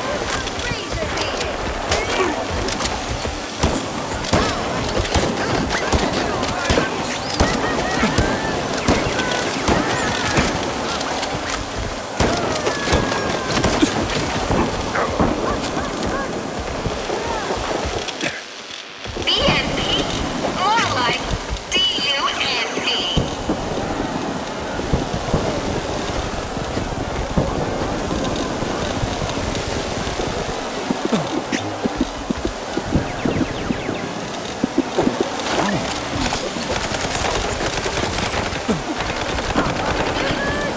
BNP lies. Would you look at that?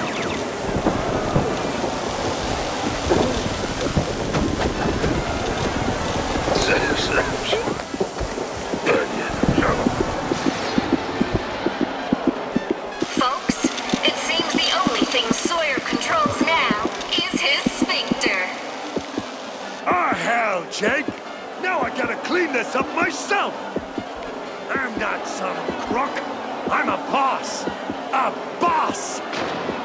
Let's up the ante! Ha!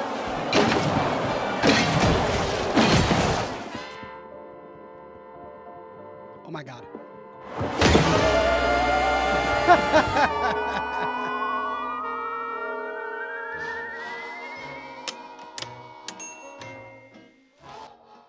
Please don't make me fight that guy again. Another wave down. How many are we talking? Just shut up and keep firing!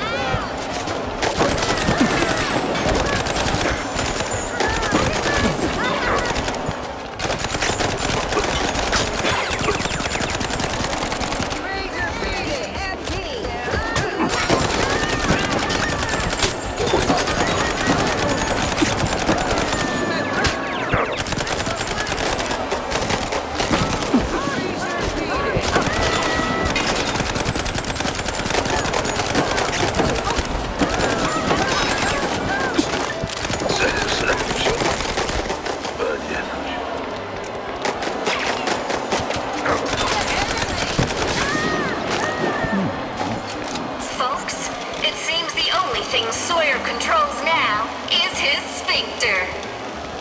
Oh, hell, Jake! Now I gotta clean this up myself! I'm not some crook. I'm a boss. A boss! Let's up the ante! Ha! What do I pay you idiots for?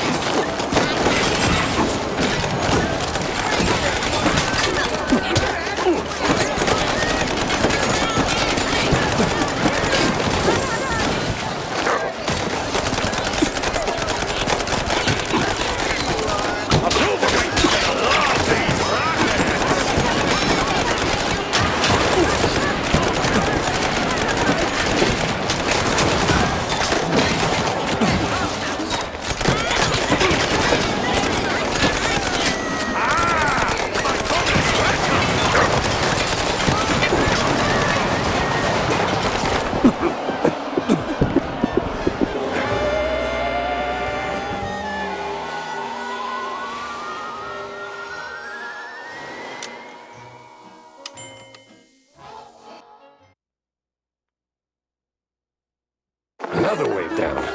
How many are we talking? Just shut up and keep firing!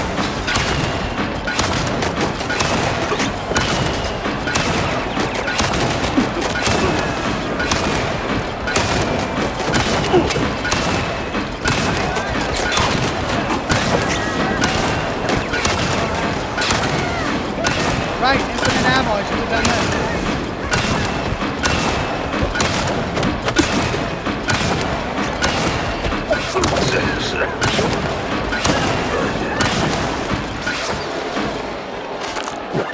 Folks, it seems the only thing Sawyer controls now is his sphincter. Oh, hell, Jake! Now I gotta clean this up myself! I'm not some crook. I'm a boss. A boss! Let's up the ante! Ha!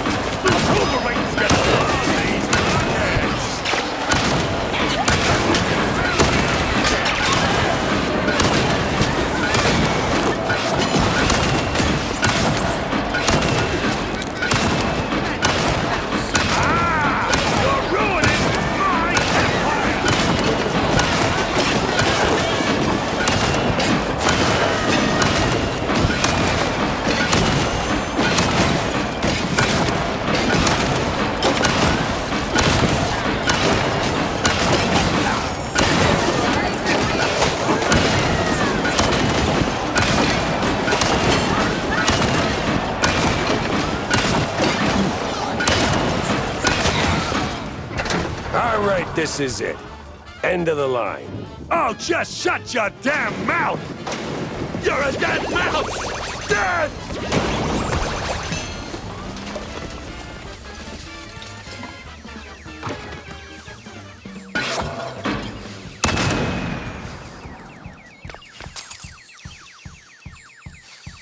It'll be okay.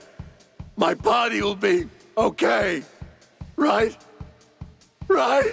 Saw you later, pal. Ugh, that was just crap. Not gonna use it. Burn that one. Don't use that one.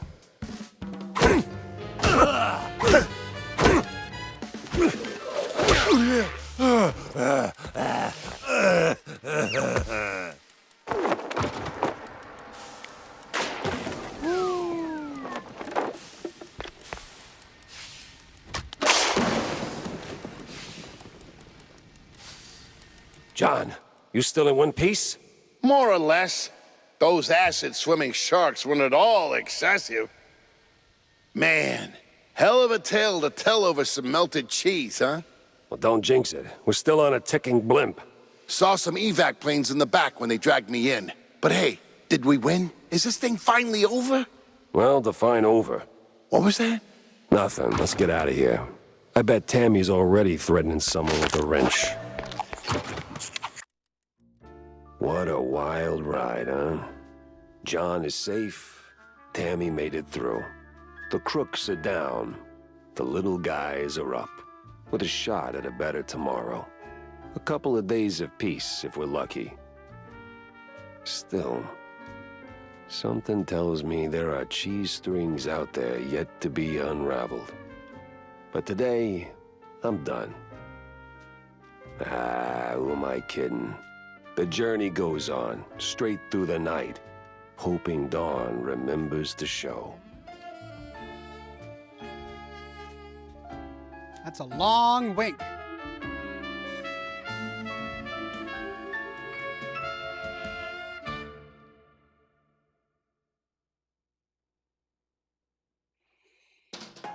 Okay, a handcrafted tale born of ink, sweat, and stubborn dreams from the bottom of our grinning hearts. Thank you for playing.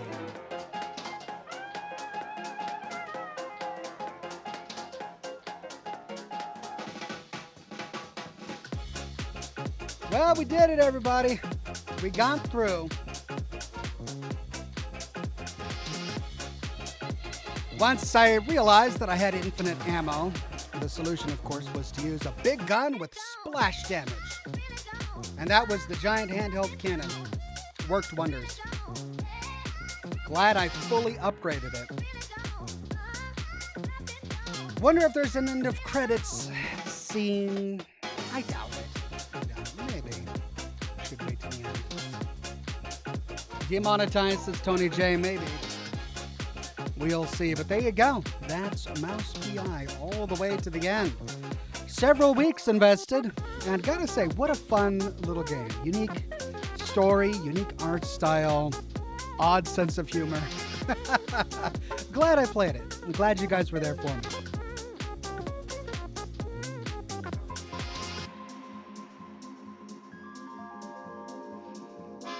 Sebastian Sanchez says, I feel like there will be DLC in the future, but this was a good game.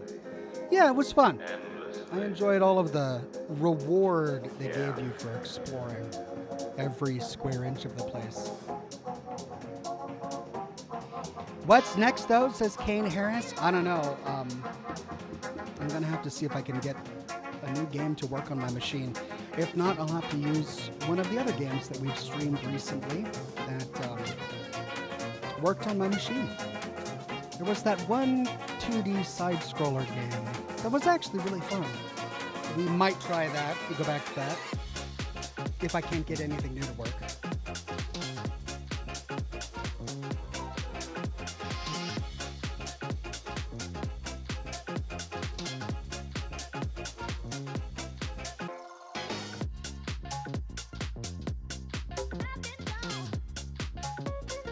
Replaced, Oxhorn, says Tony. Yeah, replaced. That was a lot of fun. I feel like I could have gotten into that one. So maybe we'll go there.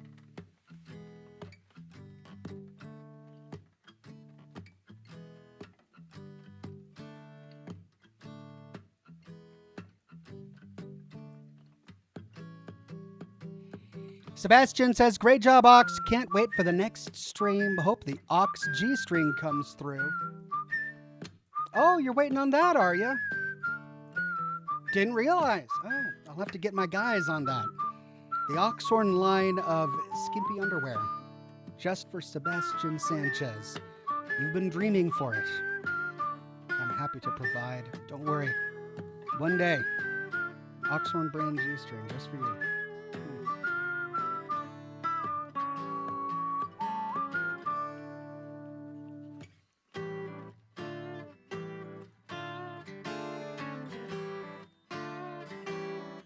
Ghost Kid says some of these sketches are actually unused ammo types and weapons. Oh, really? Oh, that's cool. I'm recognizing many of them.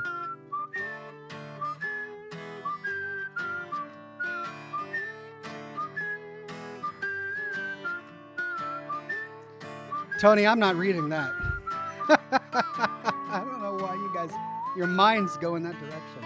When it gets too late, that's what it is. It's too late. We're streaming late into the night, and your minds just get creative and fuzzy, and you start coming up with stuff like that. Ugh.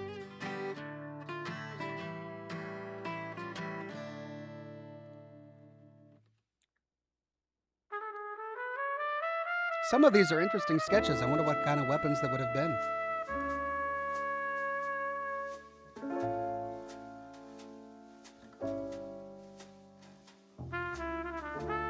Random Greyman says, oh, sure, you'll do underwear, but no body pillows. I mean, the fact that there's an audience out there for that kind of thing, I don't know. Something dies in my soul.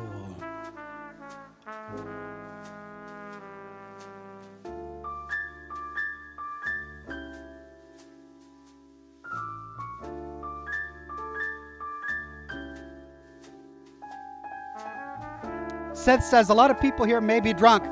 Yes. And I'm counting on that. Yes. It's the only explanation. Oh. And we're back. Okay.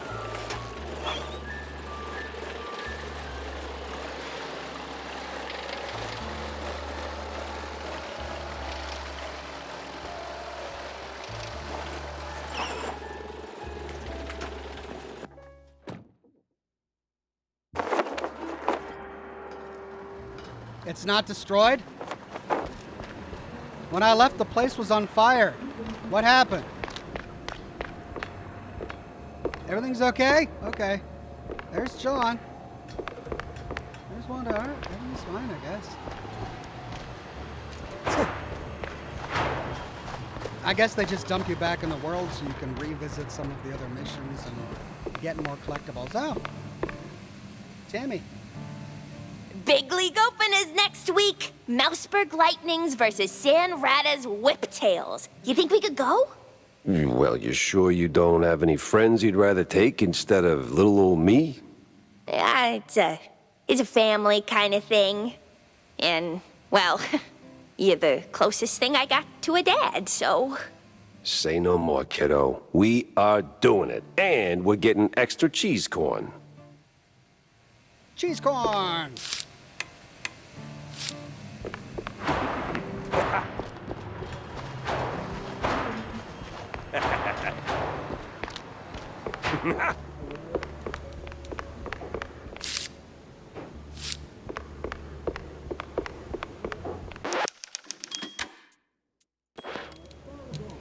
And with that, ladies and gents, we'll call it a night. Thanks for joining me for Scotch and Smoke Rings. Thanks for playing through Mouse PI with me all the way to the end. Not sure what we'll do next week, but it'll be a lot of fun. So hang tight, and I'll see you all again then for more Scotch and Smoke Rings. New lore video in the works. Probably going to knock out the rest of it this weekend. That's my plan. But until then, have a wonderful day, everybody. Rodney says, here's a couple of bucks to help keep the lights on at Oxhorn Manor. Thank you very much. Deeply, deeply appreciated. Have a wonderful night, everyone. See you soon. Bye-bye.